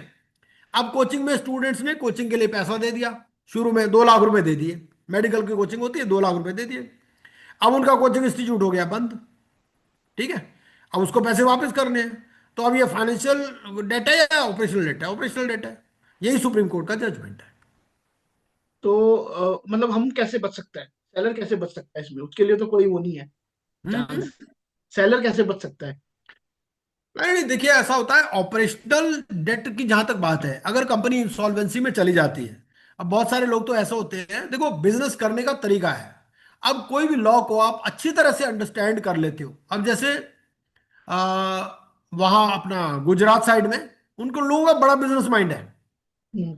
वो क्या करते हैं, वो अपनी तरफ से पिटीशन फाइल करा देते हैं। वो कांटेक्ट कर लेते हैं जिनके पैसे डूबे होते हैं, कि भाई देखो हम 3% लेंगे, और हम ये इंसॉल्वेंसी पिटीशन फाइल कर देते हैं। बहुत सारे कंपनीज ऐसी होती हैं जिसमें बैंकर भी इन्वॉल्व नहीं होते, तो वो भी इस तरह से बहुत अच्छा काम कर रहे हैं। ये कि आप देखो, अगर आपको नॉलेज होगी तो आप एज ए सोल्यूशन प्रोवाइडर काम कर सकते हो। जी जी। बिजनेसमैन को तो सोल्यूशन चाहिए। उसको ये नहीं पता आपने किताब पढ़ी है कि नहीं पढ़ी, उसके भाई आपका माइंड है या नहीं है, कुछ काम कर रहा है कि नहीं कर रहा, मेन बात ये है। तो पढ़ाई के अलावा भी बहुत सारी चीजें होती हैं जो और ज्यादा, आप जैसे जैसे डेप्थ में जाते हो तो चीजें आ जाती हैं। एक सर एक चीज और पूछनी थी छोटी हाँ सी। हाँ, जरूर जरूर। अब क्रेडिटर ने देने थे, मतलब डेटर ने देने थे 80 लाख रुपए, ठीक है। क्रेडिटर ने 80 लाख रुपए रिलाइज करने हैं। ठीक है। अब वो है तो 1 करोड़ की लिमिट एज पर सेक्शन 4 जो अमेंडमेंट आया है, हाँ ठीक है। तो अब वो क्रेडिटर्स को 1 करोड़ बना सकता है क्या, इंटरेस्ट और वो लिटिगेशन लगा के, मेंटल हरासमेंट लगा नहीं, वो देखिए, वो टर्म्स ऑफ पेमेंट के ऊपर, टर्म्स एंड कंडीशन जो इनिशियली हुई है उसी के ऊपर है। Normally interest is not allowed in case of operational debt. Okay? If it is written in invoice then he can add it. हाँ, फिर हो सकता है। और ओके इसमें असाइनमेंट भी अलाउड नहीं है। भाई ओके। आप ये भी कह सकते हो कि जी जैसे फाइनेंशियल डेट होता है, तो फाइनेंशियल डेट में तो पच्चीस असाइन हो पच्चीस गया। लाख के 4 लोग हैं तो मिलके 1 करोड़ कर सकते हैं। हाँ लेकिन ग्रुपिंग हो अगर जाती है। ऑपरेशनल डेट में क्या है, अगर मान लो एक का 80 है, दूसरे का 20 है, दोनों मिलके 1 करोड़ नहीं बना सकते, क्योंकि आपको अपना डेट अलग से प्रूव करना पड़ेगा। So they secure financial creditors more is I think. हाँ, बिल्कुल ओके। बिल्कुल। क्योंकि वो ही कहते हैं ना, जो फाइनेंशियल क्रिएटर है वो लॉन्ग टर्म माइंड से आता है। भाई उसका पर्पज ये है कि कंपनी में इन्वेस्ट किया उसने। भाई ये तो ये है कि केले बेचने वाले की तरह, इसको बेच दिए उसको बेच दिए, जो मर्जी खरीद ले उससे। तो ऑपरेशनल डेट को इतनी ज्यादा इंपॉर्टेंस नहीं दी गई आईबीसी में। वो कहते हैं रिकवरी मैकेनिज्म तो है ही नहीं, भाई हमको कोई पैसा देने के लिए थोड़ी बैठे हैं, हम तो कंपनी चलाने के लिए बैठे हैं। चलाने के लिए बैठे हमारा पर्पज तो ये कंपनी चलाओ, हैं। ये चीज है। इसके लिए thank you sir. Commercial court में जाओ, कहीं और जाओ। बहुत अच्छे एग्जांपल्स और बहुत इलस्ट्रेशन अच्छी दी आपने। I am a regular practitioner of IBC my self, मेरी 30 हाँ से जी। 40% प्रैक्टिस एनसीएलटी की खुद है सर। लेकिन आपने हाँ जो ये चीजें, दाल रायते केले कबाड़ी से लेके सब कुछ बताया, all very important, thank you so much. नहीं, देखिए होता ये है कि जैसे ना बहुत सारी, देखो ऐसा है ना, बिजनेस कैसे चलता है, बिजनेस तो देखो दोनों तरह से चलता है। अब कई लोग क्या होता है, व्हाइट में भी डील करते हैं, ब्लैक में भी डील करते हैं। नंबर ए में भी सेल करेंगे, नंबर 2 में भी सेल कर परचेज करेंगे। इस तरह से चलता है, तो इसीलिए उनकी मैच भी नहीं करती। बिल कुछ अमाउंट के होते हैं और पेमेंट कुछ अमाउंट की आती है। उससे भी एक पहचान हो जाती है कि ये आदमी पैरेलल डीलिंग कर रहा है। आधी डीलिंग व्हाइट में कर रहा है, आधी ब्लैक में कर रहा है। तो वो सब चीजें हैं। बट ये है कि आपको उस हिसाब से उसको सोल्यूशन तो देना ही पड़ता है। और अगर आप सोल्यूशन दे पाते हैं तो जितना मर्जी आप पैसे ले लीजिए उनसे। अब इसी तरह से एक और जो चीज है वो मैं एक बताऊं आपको, जो आपके शायद इंटरेस्ट की होगी। उसमें क्या है कि आजकल बहुत सारे लोग, क्या होता है, पर्सनल गारंटीज दे देते हैं। अब ठीक है, अब जीजा जी की कंपनी है, जीजा जी ने बोला साले साहब को, अरे सर जी एक जरा साइन कर दीजिए, साइन कर दीजिए। और वो साइन, अब मिसेज भी साथ में बैठी हुई है, साइन करने से मना कर नहीं सकता वो। अब उसने गारंटी दे दी। गारंटी में क्या हो, गारंटी में लिखा सब कुछ होता है पेपर में, पर आदमी पढ़ता भी नहीं उतना। उन्हें गारंटी दे दी कि भाई ठीक है, ये इन्होंने लोन लिया, मैं इसकी गारंटी देता हूँ, और गारंटी अगर नहीं हुई तो ये मेरी प्रॉपर्टी है, ये मेरी प्रॉपर्टी भी आप ले सकते। अब कंपनी वाला तो भाग गया, ये जीजा साला रिश्ता खत्म। ठीक है, अब जीजा जी भाग गए, अब साले के ऊपर बात आ गई। अब उन्होंने, बैंकर ने लिख दिया साले साहब को, जी देखो आपने गारंटी दी थी। कई बार वो भूल भी जाता है कि गारंटी भी दी हुई है मैंने कोई, क्योंकि ये केस तो 5-10 साल बाद आते हैं, शुरू में तो आते नहीं। तो अब वो डर जाता है। अब वो कहता है भाई देखो मेरे पास तो एक मकान है, बड़ी मेहनत से मैंने अपना मकान बनाया है, ऐसा नहीं कि मेरा मकान ही चला जाए। तो वो कहता है भाई बताइए मेरे को कि मैं इससे कैसे बच सकता हूं। अब इशू इसमें ये आता है, और आजकल जो पर्सनल लेवल पे भी टच करा है लोगों को बहुत सारी बातें, कि शादी की, बच्चे की आपने, अब शादी, बहू आ गई। अब बहू आते के बाद 2 महीने बाद कहती है जी ऐसा है, मेरे को तो प्रॉपर्टी में से 10 करोड़ रुपए दो, मैं तो तलाक लेना चाहती हूँ, और आपकी 50 करोड़ की प्रॉपर्टी है तो 10 करोड़ तो मेरे को दो। अब बंदा चक्कर में, क्या करे। इसके लिए लोग क्या करते हैं, जो रिंग फेंसिंग वाला टॉपिक है इसके साथ, आज के टॉपिक में साथ में ही, उसमें बेसिकली ये है कि वो एक अपनी प्रॉपर्टी को ऐसे एक ट्रस्ट के नाम ट्रांसफर कर देते हैं। लेकिन ये ट्रस्ट के नाम, timing of transfer is very important.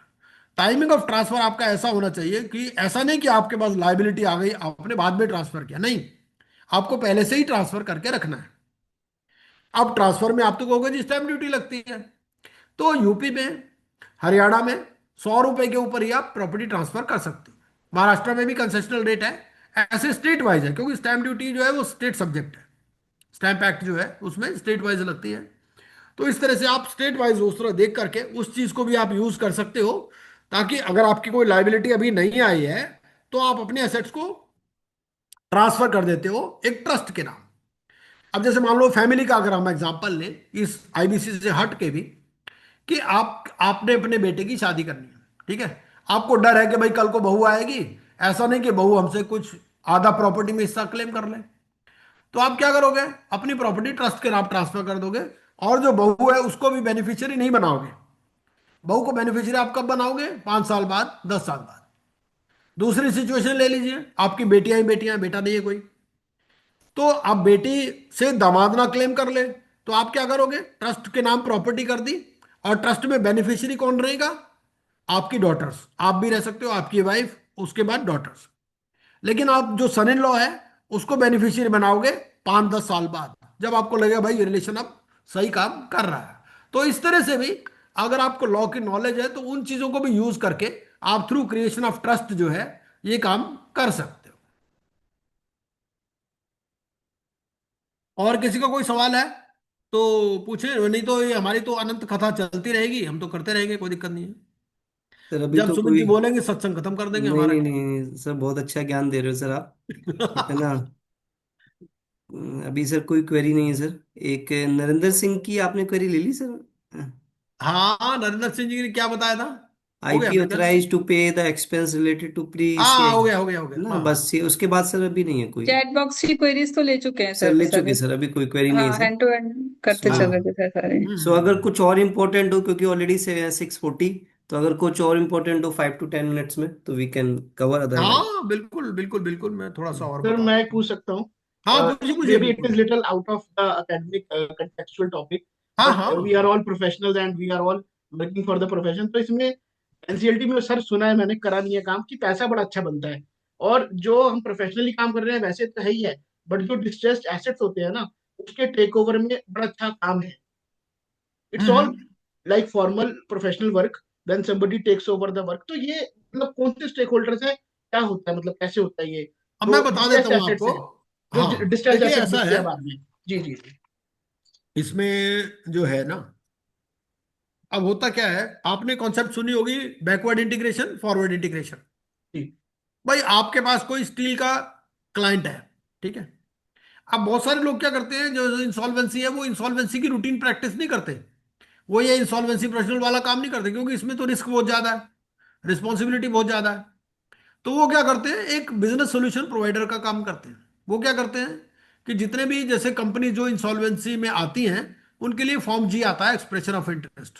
तो वो एक्सप्रेशन ऑफ इंटरेस्ट में देखते रहते हैं भाई कौन सी टाइप की कंपनी आई है, जैसे कबाड़ी देखते रहते हैं, देखते हैं ना भाई, कबाड़ी अलग अलग, जैसे कार के कबाड़ी अलग होते हैं, है ना, ऐसे फ्रिज के अलग होते हैं, हर एक चीज के अलग होते हैं। ऐसे ही इस फील्ड में एक्सपर्ट होते हैं हर चीज के। अब मान लो आपका कोई स्टील का ट्रेडर है, ठीक है, या स्टील का मैन्युफैक्चरर है। अब कोई कंपनी आई जो इंसॉल्वेंसी में आई, वो स्टील ट्रेड से रिलेटेड है। अब आपने देख लिया कि भाई देखो, और हो सकता है बाई चांस वो स्टेट भी वही हो जिस स्टेट में आपका ऑलरेडी बिजनेस चल रहा है आपके क्लाइंट का। तो आप कहोगे देखो जी ये कंपनी आई है, अब ये जो है, भाई आप तो स्टील के ट्रेडर हो ही, तो ये स्टील इनगॉट्स मैन्युफैक्चरर है, तो इस कंपनी को हम टेक ओवर कर लेते हैं। इस कंपनी के जो टेक ओवर की फॉर्मेलिटीज है वो मैं सारी करवाई दूंगा, बीइंग ए प्रोफेशनल, है कि नहीं। भाई बिजनेसमैन ने तो क्या देखना है, बिजनेसमैन तो अपना काम देखता है कि भाई उसको क्या फायदा है। बहुत सारे प्रॉपर्टी डीलर इंसॉल्वेंसी में आ गए हैं। प्रॉपर्टी डीलर इंसॉल्वेंसी में कैसे, कि भाई जैसे कोई भी लैंड है, भाई बहुत सारी फैक्ट्रीज होती हैं, और उसका लैंड यूज चेंज करा दिया आपने, उस फैक्ट्री के बजाय आपने होटल बना दिया वहां पर, या कोई स्कूल बना दिया, या कोई एजुकेशनल इंस्टीट्यूशन बना दिया, उस तरह से। और जो लोग इस चीज में हैं, अब जैसे मान लो मैं हूं, अब मेरे 500 से ज्यादा स्टूडेंट मेरे पास हो चुके हैं। कोई एनसीएलटी मेंबर है, कोई रजिस्ट्रार है, कोई किसी लेवल पे है, कोई किसी लेवल पे है कि नहीं। अब वो नाम देखते हैं कि जी ये है, अब वो मुझे फोन करेगा कि जी ये आप तो जानते होगे इसको, हाँ जानता हूँ भाई, ये मेरा ही स्टूडेंट रह चुका है, ये इससे बात करवा दो ना मेरी, मैं इस प्रॉपर्टी को लेने में इंटरेस्टेड हूँ। तो ठीक है भाई बात कर लो, ठीक है तुम्हारे को पड़ता खाता है कर लो। तो इस तरह से मतलब वो जो है ना, एक पढ़ाई लिखाई अलग है, विजडम अलग चीज है कि नहीं। तो अब आपने किस चीज से कैसे उस चीज को मैनेवर करना है, किस चीज से फायदा उठाना है, वो आपकी कला है। तो वो, जी जी। और इसको व्यू करते रहे आईबीबीआई की वेबसाइट पे जो निकलते जा रहे हैं, जैसे आईबीबीआई की वेबसाइट पे फॉर्म जी हफ्ते आते हैं, 15 तो दिन में फॉर्म जी आप व्यू करते वो रहो, चेक कर उससे लिया। हो जाएगा। जी आप forward integration backward integration suggest कर सकते हो। बाकी रह गया पेपर वर्क। देखो मेन तो क्या है, एक होता है बिजनेस आइडिया, एक होता है बिजनेस एक्यूमेन, है ना। पेपर वर्क तो देखो क्लर्क भी कर लेता है। पेपर वर्क तो अगर मैं अपने स्टाफ को भी बोलूंगा ना, उसको थोड़ा सा गाइडेंस दूंगा तो वो भी कर लेगा। लेकिन जी अब बिजनेस माइंड किसका कितना चलता है, वो उस हिसाब से वो उसमें से कमा सकता है। मेन चीज ये है। अब जैसे मैंने बताया, क्रॉस बॉर्डर इंसॉल्वेंसी है। अब मैं भी सोचता हूँ यार, इंडिया का ही तो इंसॉल्वेंसी लॉ बहुत पढ़ लिया, अब बाहर का पढ़ रहा हूँ आजकल मैं, कि भाई यार वहां देखो कुछ। तो इस तरह से मतलब आप जिस फील्ड में जाना चाहो, एक छोटी सी चीज आप पकड़ लो, तो उसी में ही बहुत अच्छा हो सकता है। लेकिन किसी भी चीज के लिए भाई बेसिक नॉलेज तो होनी जरूरी है ना। तो ये बेसिक नॉलेज के लिए एग्जामिनेशन है, कि अगर आप एग्जामिनेशन आप पास कर लेते हो, तो उसका आपको एक बेसिक फंडा क्लियर हो जाएगा, और उसके बाद में आप उसको अपने हिसाब से जैसे मर्जी करना चाहो वैसे कर लो। Thank you sir.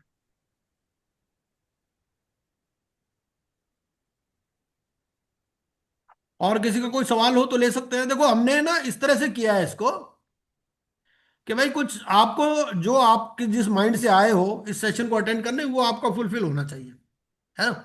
बाकी तो मेरी वेबसाइट पे बहुत इंफॉर्मेशन है, मेरे यूट्यूब चैनल पे बहुत है। मेरा नाम ही याद रखना आपको, CAR के गुप्ता बस। तो आप डालो free video lectures on IBC by CAR K Gupta, आपको 100 से ज्यादा वीडियो लेक्चर मिल जाएंगे। लेटेस्ट आप वीडियो लेक्चर्स देख लो उसमें से। और फिर भी मेरे को फोन भी आप कर सकते हो, मेरी वेबसाइट पर मेरा फोन नंबर भी है, और मैं हमेशा खाली रहता हूं। मेरे अंदर सबसे बड़ी क्या है, कि मैं कभी बिजी नहीं होता। लोग सोचते हैं ये बहुत बिजी होंगे, पर मैं कभी भी बिजी नहीं होता, क्योंकि मैं सोचता हूं कि असली प्रोफेशनल वही है जो हमेशा अवेलेबल रहे, है कि नहीं। अगर आप, मैं ज्यादा इसलिए वर्क में इन्वॉल्व होता ही नहीं। भाई काम करने के लिए स्टाफ है, वो स्टाफ काम करेगा। हम कोई स्टाफ थोड़े है कि हम क्या काम करेंगे, हम तो ये भाई बता देंगे तुम ऐसे कर लो तुम वैसे कर लो। अब सास थोड़ी काम करती है, वो किसी को कहेगी बर्तन मांज ले, किसी को कहेगी कपड़े धो ले, किसी को कहेगी कुछ, किसी को कहेगी कुछ।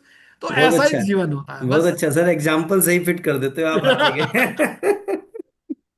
तो उसके बाद तो चीज ध्यान ही रहेगी कि वो क्या बोला गया था, एग्जाम्पल बिल्कुल, ऐसे है तो कि सही मायने में सर प्रोफेशनल है कि सही इंस्ट्रक्शन के साथ आपने गाइडेंस दी कि करना क्या है, ये मैं बता सकता हूँ, करूंगा मैं नहीं।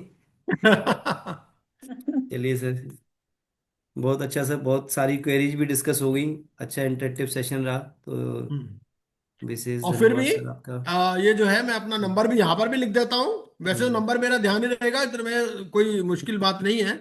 और गूगल पे भी मेरा नंबर आपको मिल जाएगा, मेरी वेबसाइट सर पर भी इज है। Very much active in social media, आप just are K Gupta ji type करेंगे आपको सब चीज़ें इनकी मिल जाएंगी। और हाँ, सर अवेलेबल भी है, सर ने जैसा बताया मैं कि अवेलेबल हूँ, कोई मैं भी चीज़ हमेशा चाहिए। अवेलेबल। सर कुछ मटेरियल हो तो शेयर कर दीजिएगा बाकी अदर पार्टिसिपेंट के मटेरियल लिए वेबसाइट अगर। पर ही है। हाँ जी। ये वाला मटेरियल मैंने आशा शर्मा जी के साथ शेयर किया है। अच्छा ये ये मिल शेयर कर गया। दिया है सर ने, ओके तो ओके ओके दे दूंगी ओके। जिससे कि आप आगे उसको मैं सब पहला काम ही यही करता हूँ। वेरी क्यों गुड कई सर। लोग तो कहते हैं पहले ही मटेरियल दे आपको दो बता मटेरियल दे दो। नहीं, नहीं बहुत वेरी गुड सारे सर। लोग डरते हैं मटेरियल शेयर करने से। नहीं मैं नहीं पहला, मैं जहां भी लेक्चर देने जाता हूँ सबसे पहले मटेरियल ही शेयर करता हूँ। सर वेरी गुड ये सर, लो भाई वेरी गुड। मटेरियल लो। सर बिल्कुल आप रिवर्स हैं कि सारे हैं? स्पीकर से फॉलो ऑन में मांगना पड़ता है, समटाइम्स हाँ, नहीं भी मिल पाता है ना। कई तो लोग आप डरते हैं इसके। ना, वो सोचते हैं हमारे मटेरियल से पता नहीं क्या कर लेंगे। अरे भाई तुमने जो करना है करो यार, क्या सर दिक्कत है, कुछ नहीं क्यों। होता सर, सब कुछ अवेलेबल है और वो सबका मटेरियल अपना। शेयर भी हो सकता है, मैं जिसका तो जो अपने मटेरियल आप है को उसका ही रहेगा, कॉन्स्टेंटली नो चैलेंज डाउट। करता हूँ कि और मैंने मैंने वीडियोस क्यों ओपन किए, इसलिए किए कि भाई मैं नया क्या दे रहा हूँ। हम्म, अब जो ऑलरेडी है मेरे पास वो तो हम्म, मैंने यूट्यूब पे डाल दिया। हम्म। अब कई लोग कहते हैं नहीं जी नहीं यूट्यूब पे नहीं, आपके हमें तो क्लास अटेंड करनी है, लाइव बैच अटेंड करना है। सर क्योंकि लाइव का उसमें तो आपसे अलग जो ही डिस्कशन में इंटरेस्ट मजा रहता है, आता मैं है वो एक सभी अलग चीज है। पार्टिसिपेंट को भी मैंने मेल करी थी कि आप लाइव ज्वाइन करेंगे ना तो अलग एक इंटरेक्शन चीज समझ पाएंगे, जो उसके पीछे सेंस है या कोई क्वेश्चन है आपके। रिकॉर्डेड तो बस खाली उस वक्त होता है, रिकॉर्डिंग देख लेंगे, वो कभी रिकॉर्डिंग तो देखने सर। में तो आती नहीं। वो हाँ नाइन्टी बिल्कुल। फाइव परसेंट वो रिकॉर्डेड सेव ही होते हैं अपने सिस्टम का, वो हम्म, डेटा ही स्पेस ले रहे हैं, इसके अलावा कुछ नहीं हो रहा उन हाँ, रिकॉर्डिंग्स नहीं का। तो आजकल तो एआई भी आ गया, एआई से समरी भी बना लो, लेकिन वो समरी भी पड़ी रहती है वो। वो तो नहीं हो पाता, अब लाइव जैसे की इसकी बात पूरी अलग है। सेशन की रिकॉर्डिंग भी हो सकती हम्म। है। रिकॉर्डिंग भी कर सकते हो, लेकिन उतना हम्म। पढ़ेगा कौन, उतना टाइम कहाँ है किसी के नहीं सर, पास। नहीं सर, बिल्कुल सही वो बात। चीज। चलिए आशा जी, इस धन्यवाद के लिए एक बार आपको रिक्वेस्ट है फॉर्मल वोट ऑफ थैंक्स के लिए। Okay, thank you Sumit ji. And again मेरा ये प्रिविलेज मुझे फिर मिला है कि मैं एक फॉर्मल वोट ऑफ थैंक्स दूं।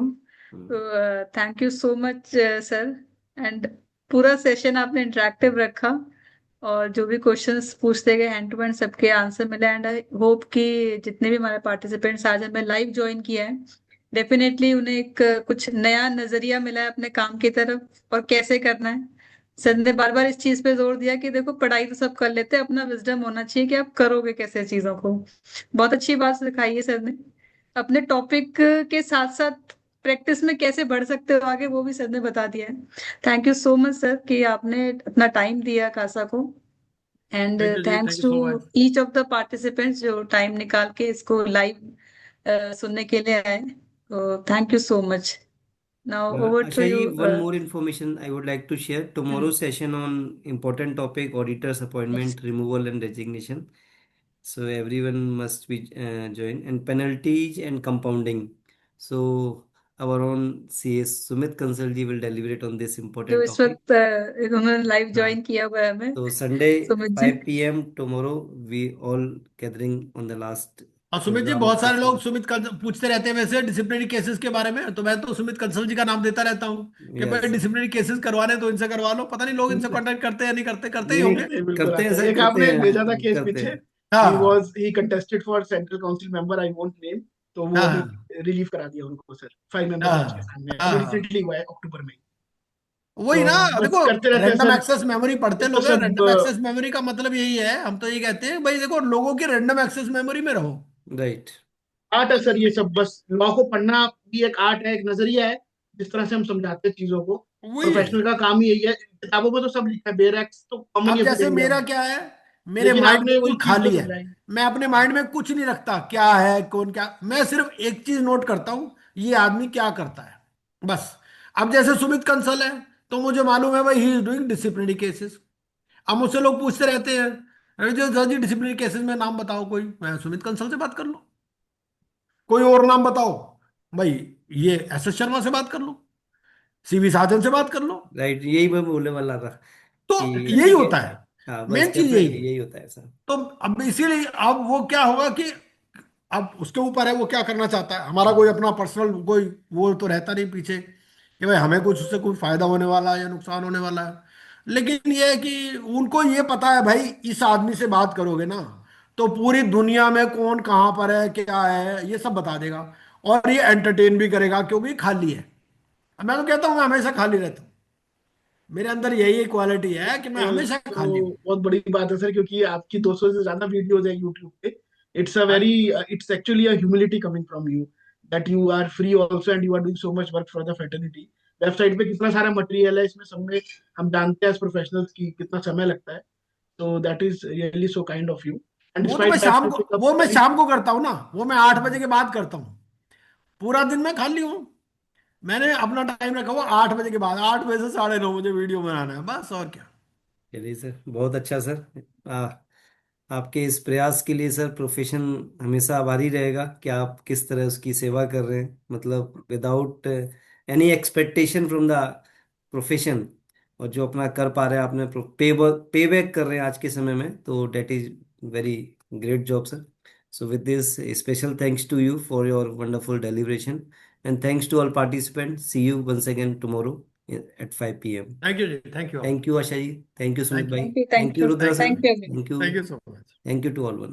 ओके।